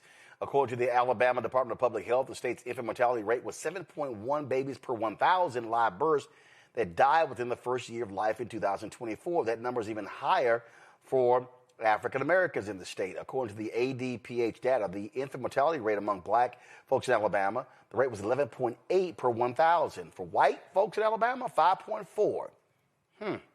Disparities are very, very clear. Let's talk about the Alabama Birth Equity Initiative. Tia Freeman is Communications Director for the Yellowhammer Fund, a reproductive justice organization dedicated to providing support for abortion access and advocating for reproductive rights in Alabama, Mississippi, and the Deep South. Tia, this is real simple. I'm confused. I thought Alabama is pro-life land. I thought Mississippi is pro-life land. I thought all of these southern states, they some pro-life. I mean, the reason the Supreme Court overturned Roe v. Wade, that was a Mississippi case. So how could pro-life land have high infant mortality rates? Child, the truth is that when it comes to this discussion of people being pro-life, we all know that pro-life really just means forced birth. So when you're talking about pro-life land, you're only talking about the state impeding on your right to terminate a pregnancy and expand your family, not about accessing care, not about making sure you have safe and equitable and culturally competent and relevant, birthing practices, not about if your kids can eat when they're here. It's just about forcing you into expanding your family or becoming a parent in the long run. And I don't know about y'all, but like my grandma always used to say, a hard head make a soft bottom, right? So like this is one of those times where people were yelling and ranting and raving about this would never happen. Like just because abortion goes away doesn't mean that other people there's gonna be some consequence down the line, when in actuality, that's exactly what we've been saying will happen, because it's just too vague in the legal language. Doctors don't know when they can intervene and when they can't. So it's a lot of people struggling with maternal health. We were already in crisis as Black people, and now that's being exacerbated along with every other maternal and reproductive health issue. The reason I keep saying this is because I would think the places that are so pro-life would really be locked in and loaded and focusing on delivering healthy babies. Oh, I'm sorry. I just simply think they're really anti-abortion. And you would be correct in that assumption. I think you have to look at the legacy in the regions and the landscapes that we're referring to, right? The work that we do at Yellowhammer Fund services the Deep South. We're based in Alabama, but we also support folks in Mississippi, in the Panhandle of Florida, and a couple other states across the South. And those are areas that have had a long colonial, racist, misogynistic, and misogynoir history with birthing folks. You got to think about when folks first came over here and they used Black bodies to, bring in more slave labor to once slavery was in part abolished. They tried to curtail and force Black people not to be able to have to have children. So you're not really talking about a pro-life movement who cares about the people. They care about the capital, and they care about making sure that their initiatives, which is an anti-abortion initiative, gets put forward, right? Especially when you think about the ways in which racism, white Christian nationalism is on the rise. They need more white people to have babies. In the same way you were talking about immigration, they want less of us, right? So all of that is is having an intersecting moment right now when we're talking about maternal health, because we're not the people that they've ever wanted to have healthy and whole families. So with this initiative, how do you actually lower the mortality rate for African Americans? What's your plan? We do it by going back to our roots. We come from a long lineage of granny midwives, Black birthing folks. So one of the things that we're doing is making sure that the midwives that are in our region are being able to be trained. They're not having financial burdens and barriers to being able to get their licensure. So how we're doing that is we're paying people to complete their midwifery school. We're paying preceptors to work with midwives.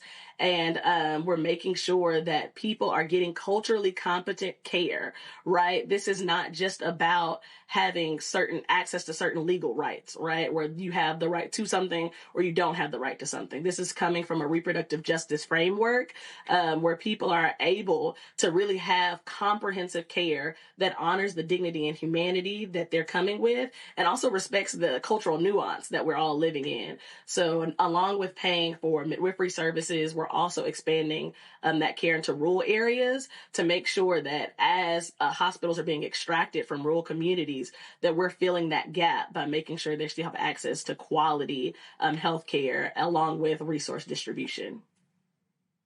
All right, questions from our panelists. Zachary, you first. So this is like my day, right? Where Mississippi's all in the house as a Mississippi native. I want to know just a little bit more about what you're doing in Mississippi and how it's had an impact there. Yeah, so the Alabama Birth Initiative is focused on Alabama. I want to be specific when I'm saying that, but Yellowhammer Fund as an organization works across the Deep South. So the work that we're doing in Mississippi looks like abortion travel assistance. So as you may know, a lot of states in the South have total abortion bans. Some do have some exceptions to what's allowed. But in Mississippi, we're helping abortion seekers travel outside the state to get legal access to care, as well as distributing emergency contraceptives, which is, for those who don't know, those are like Plan B's, the morning after pill. And so we ship that in to Mississippi to whoever requests it.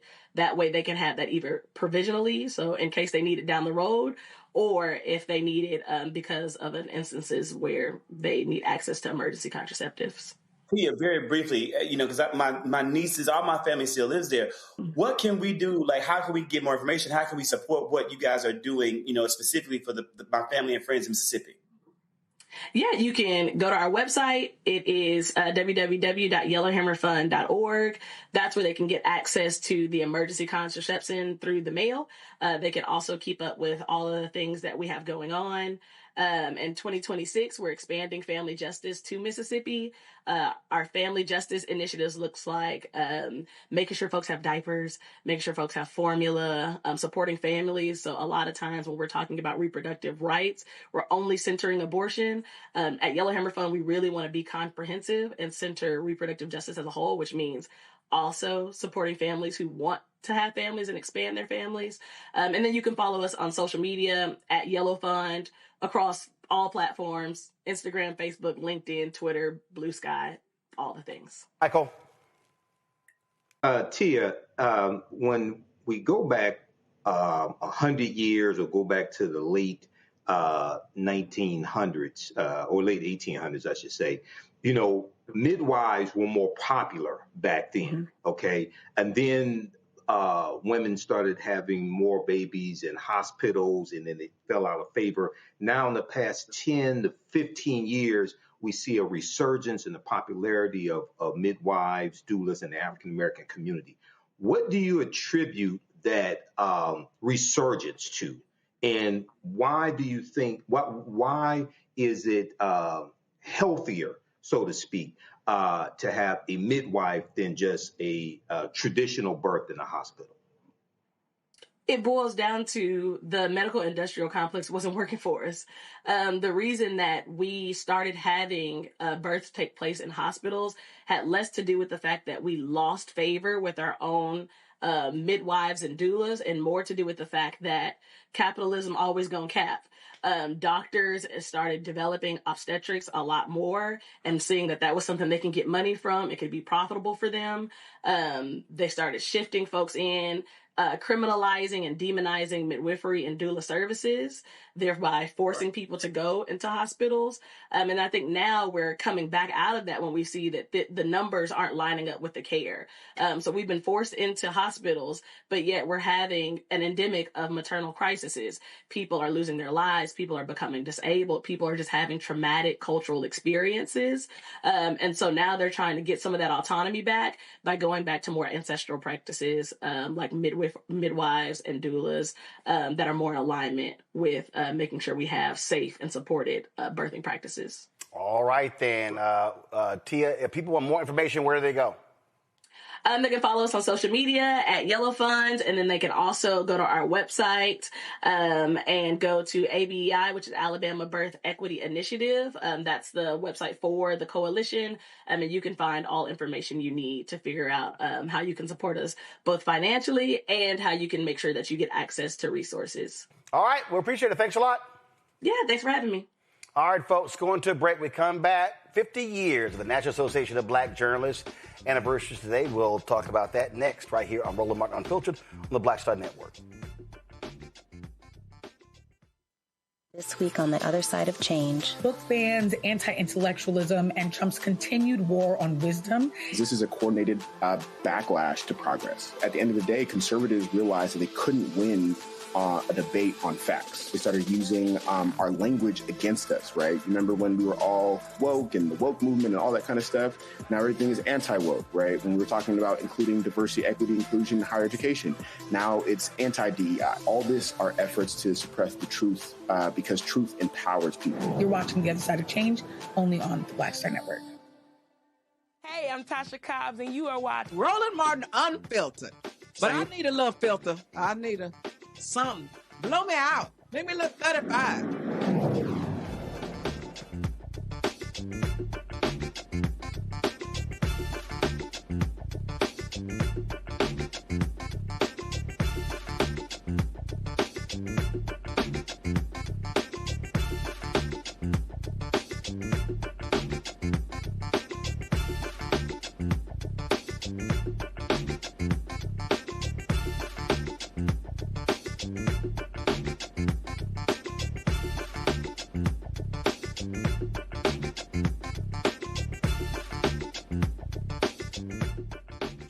Folks, today marks the 50th anniversary of the National Association of Black Journalists. You can see I'm rocking the NABJ. This was the shirt given out at our convention this year at our J Shop. And so this is it. 44 journalists gathered in a hotel room in Washington, D.C.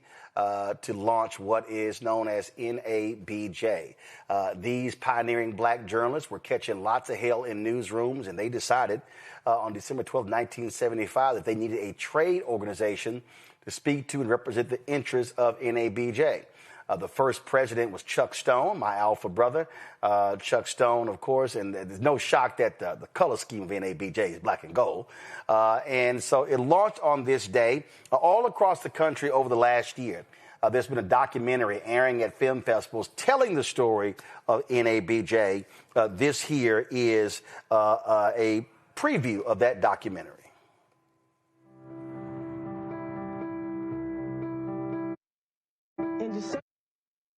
Wrong thing. That's the wrong camp. Please come. Guys, what are we doing? Thank you. I'm playing the documentary. That's not the documentary. All right. So here's the deal. This is the documentary for NABJ.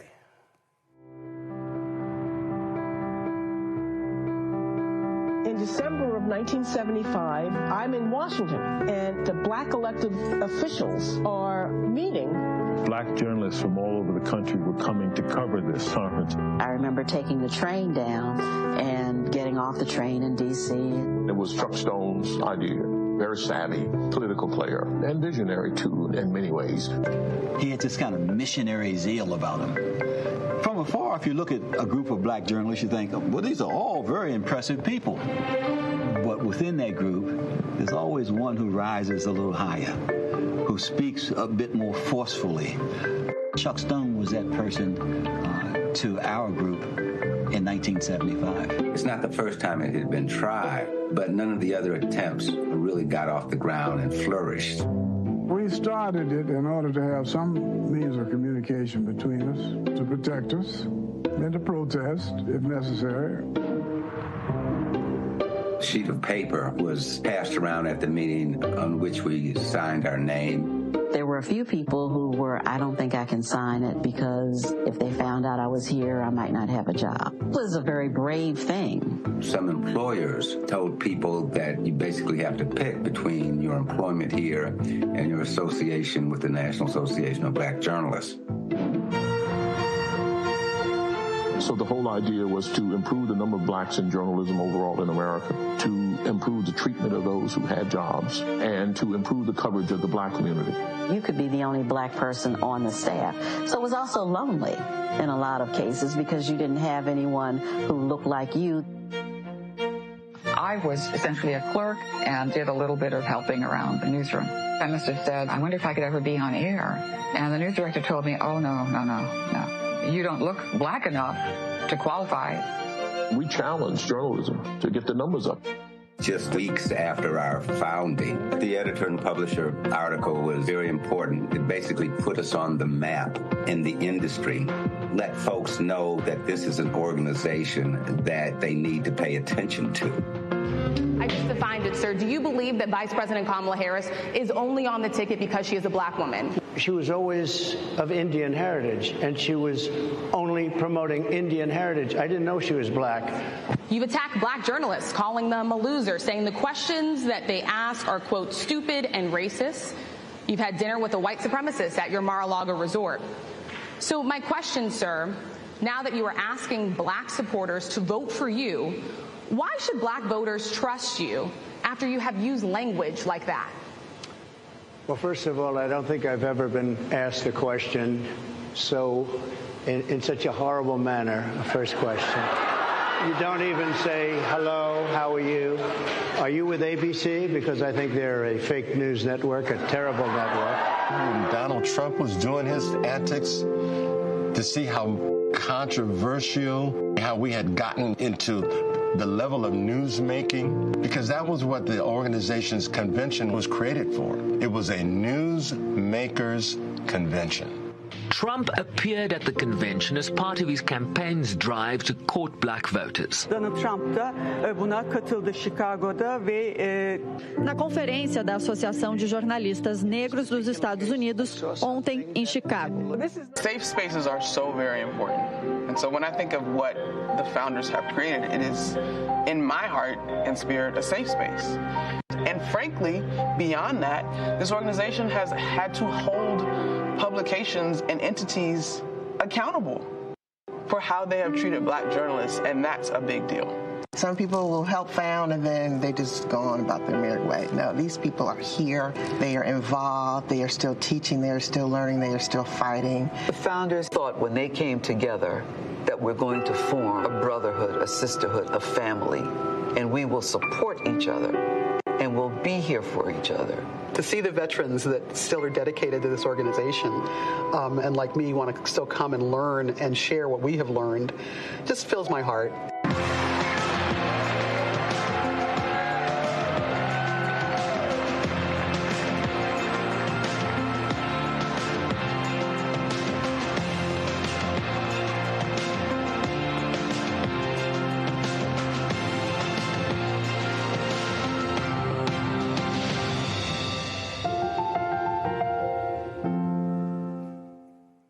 So, folks, that documentary is airing, again, at film festivals all across the country. Now, today, NABJ announced a new initiative that I'm actually going to be leading. It is our Jubilee Endowment Campaign, celebrating our 50th anniversary. Our president, Aaron Haynes, posted this video today talking about this campaign. So check this out.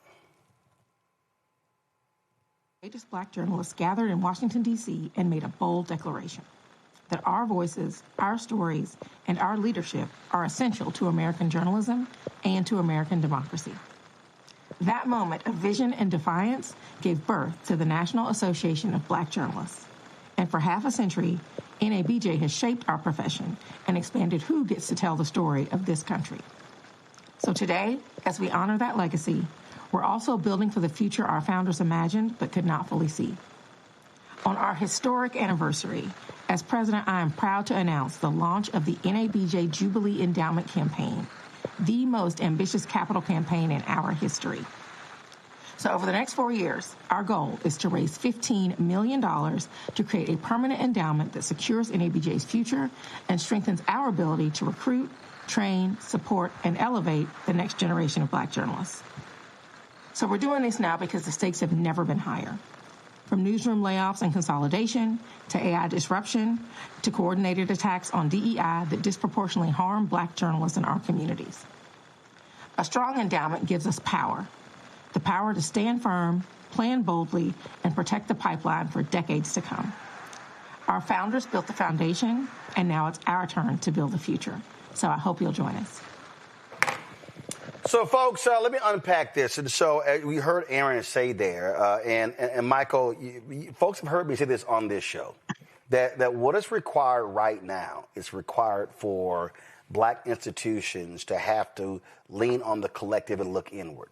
If you look at many of our Black organizations, nonprofits as well, what we've done is we've had corporate support, we've had different grant programs like that, but we're seeing the anti-DEI attacks and things along those lines.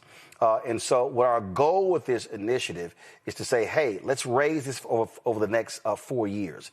And so we announced something called the Golden Circle. And so if you look at the website there with this Jubilee Endowment, we have different levels that folk can give. And the Golden Circle, the goal is to get 100 members, or get 100 members, or get 100 corporations, it does not matter, to contribute $100,000. Now, that's $25,000. You go to my iPad, see the campaign levels. So that's $100,000. So that's the minimum. So that's 4 payments, $25,000 each. There's a whole bunch of anchors out there. Listen, they're in a big tax bracket, so they need some write-offs. The Silver Circle, donors contribute anywhere from $50,000 to $99,000. The Bronze Circle as well. And so what this then does, folks, we talk about endowment campaigns. We see Mackenzie Scott, donations that she has made to HBCUs. That's dramatically increased their endowment campaigns. So let's say you have a $15 or $20 million endowment. Let's just say it's $20 million. Or for $50 million we're raising. Well, if you're investing your endowment, and if you just get a 10% return on your endowment, then that's $1.5 million you can take to fund initiatives. And so the endowment is to be able to invest and maintain your programming for a long period of time. The reality is that in NABJ, we've got investments, things along those lines, but we don't have a large endowment. And so this campaign is about ensuring the future of NABJ. And I have been saying all of our Black institutions have to be thinking this way, and we can't just solely hope for philanthropic endeavors. I would love for Mackenzie Scott or some other philanthropist to say, hey, NABJ matters, and so I'm going to donate $1 million, $5 million, $10 million, $15, $20 million. But this is also about going to our members and going to other African Americans saying, hey, Black journalists matter, Black media matters, and we've got to ensure there's a future for Black journalists to be trained and for them to be to go into a place where they can be nurtured, trained, and supported. And so that's why we're launching this Jubilee Endowment campaign. Michael, your thoughts? I think this is fantastic, and we see African American media under attack. We see, this past year with Juneteenth, for instance, and Juneteenth events across the country had less corporate sponsorship, less vendors. You talked about NABJ conference a few months ago, how there was less corporate sponsorship. I think we saw the same thing with Essence as well. And we've seen this attack from the Trump administration on DEI. And when you have less corporate sponsorship, then these events, these organizations can't grow as much as they can. They can't do as much as they need to because they don't have the funding. So we have to rely on cooperative economics, pull our resources together, and fund NABJ, and I'll be at the NABJ conference in 2026 as well. I was there a few years ago when you were here, Roland, in Detroit, and they debuted that film Black Klansman with Denzel Washington Jr., Denzel Washington's son. I think that's his name. And so this is fantastic. And No, Michael. Denzel's son is John David Washington. Yeah, John David Washington. Yeah, okay. To me, it's Denzel Washington Jr. But yeah, John David Washington. Yeah, that's right. John David Washington. Good film, by the way. But we have to tell our own stories, okay? And we have to fund this as well. So this is, being in media, and I've been in media 15 years. I've worked for Black-owned media. I've worked for white-owned media. And it's hard being in Black-owned media. Okay, it's hard being an African American in media who does the research and wants to tell the truth. So one in the documentary that you just showed, they talked about when they signed their name on the sheet and the founding members, things like this, and a few of them said, "Hey, I can't sign because I may lose my job," things like that. That's real. That still exists today. Okay, taking certain stances and telling the truth. So this is fantastic, Roland. Absolutely. And so, folks, the details are at nabjonline.org. Go to my iPad. We have the information down here for wire payments and ACH payments. And I'll be getting with our national office to have links on the site for you to be able to give directly right there on the website. And so again, happy 50th anniversary to NABJ. And I can tell y'all right now, and I have no problem saying this, I pledged Alpha. I crossed the burning sands April 27, 1989. I joined NABJ. I attended the first conference, and I think it was in March. We were in Little Rock, Arkansas, for our regional convention in 1989. I was elected to the National Board as student representative in August of 1989, our convention in New York City. And there's been no organization that's played a bigger role in my career as a journalist than NABJ. And so when we talk about why professional organizations matter, when you have the ability to be a student and meet prominent journalists, when you're able to get people who are mentors, that video right there showing the founders, when you're talking about Dwayne Wickham and Vernon Jarrett and Les Payne and Chuck Stone, these are all individuals who I was able to talk to, meet with, sit at their feet, learn from. And so it's critically important that we, the next generation, support these organizations so the next generation has an organization and a convention to be able to go to. And I think a lot of people, again, what did I say before? That there are too many people today, Gen X and millennials, who have made withdrawals from the Bank of Black Justice, and they have not made many deposits. And so this generation, they did their job 50 years ago in the founding of NABJ.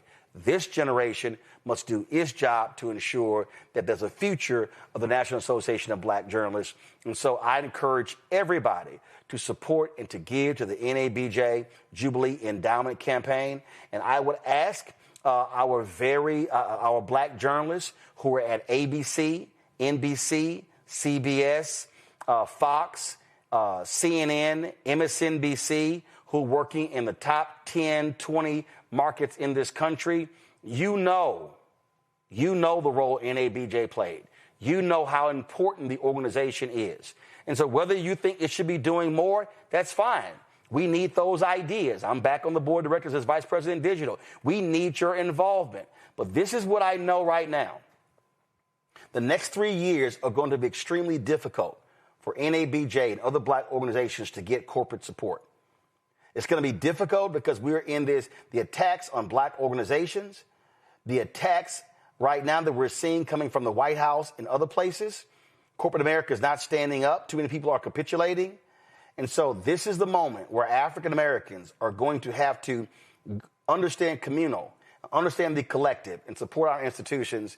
And so I'm encouraging every single high net worth African American journalist, do your part. You got to listen. You in that 37, at 35, 37, 39% tax bracket. You know you need tax write-offs. And so if you're going to give to charity, give to the National Association of Black Journalists, give to our endowment campaign. I absolutely believe that we can get 100 of our members to give $100,000. If that's the case, that's $10 million of our $15 million campaign. And so please show it again, the logo, please, of our Jubilee campaign. The NABJ Jubilee Endowment Campaign kicked off today, with today being the 50th anniversary of NABJ. And so we want you to support us as well. So, folks, y'all, that's the. Okay. All right. I want y'all to support the National Association of Black Journalists, support our Jubilee campaign. All right, folks, that's it. Michael, thanks a lot. Matt, thanks a lot. Let me thank Zachary. Control room, y'all got to get it together. All right, y'all, that's it for us. Great week. Thanks for all the panelists and everything we have on the show. Support the work that we do. Join our Bring the Funk campaign, y'all. And, of course, the goal is to raise $1 million this year. Listen, we got new shows coming, health show coming, new daily news show coming, lots of new stuff coming down the pipeline, so your support is critical. So if you want to join Bring the Funk campaign, you can contribute via Cash App. You want to use a square QR code. You see it right here, and that is bottom left-hand corner. Of course, we also have PayPal, R. Martin Unfiltered, Venmo's RM Unfiltered, Zelle, Roland at RolandSMartin.com, Roland at RolandMartinUnfiltered.com. Checks and money order, make it payable to Roland Martin Unfiltered, P.O. Box 57196, Washington, D.C., 20037-0196. Download the Black Star Network app, Apple phone, Android phone, Apple TV, Android TV, Roku, Amazon Fire TV, Xbox One, Samsung Smart TV. Be sure to get our Roland Martin Unfiltered Black Star Network swag. Go to shopblackstarnetwork.com. Support the black-owned products that are on our website. So go to shopblackstarnetwork.com. Support them. And so...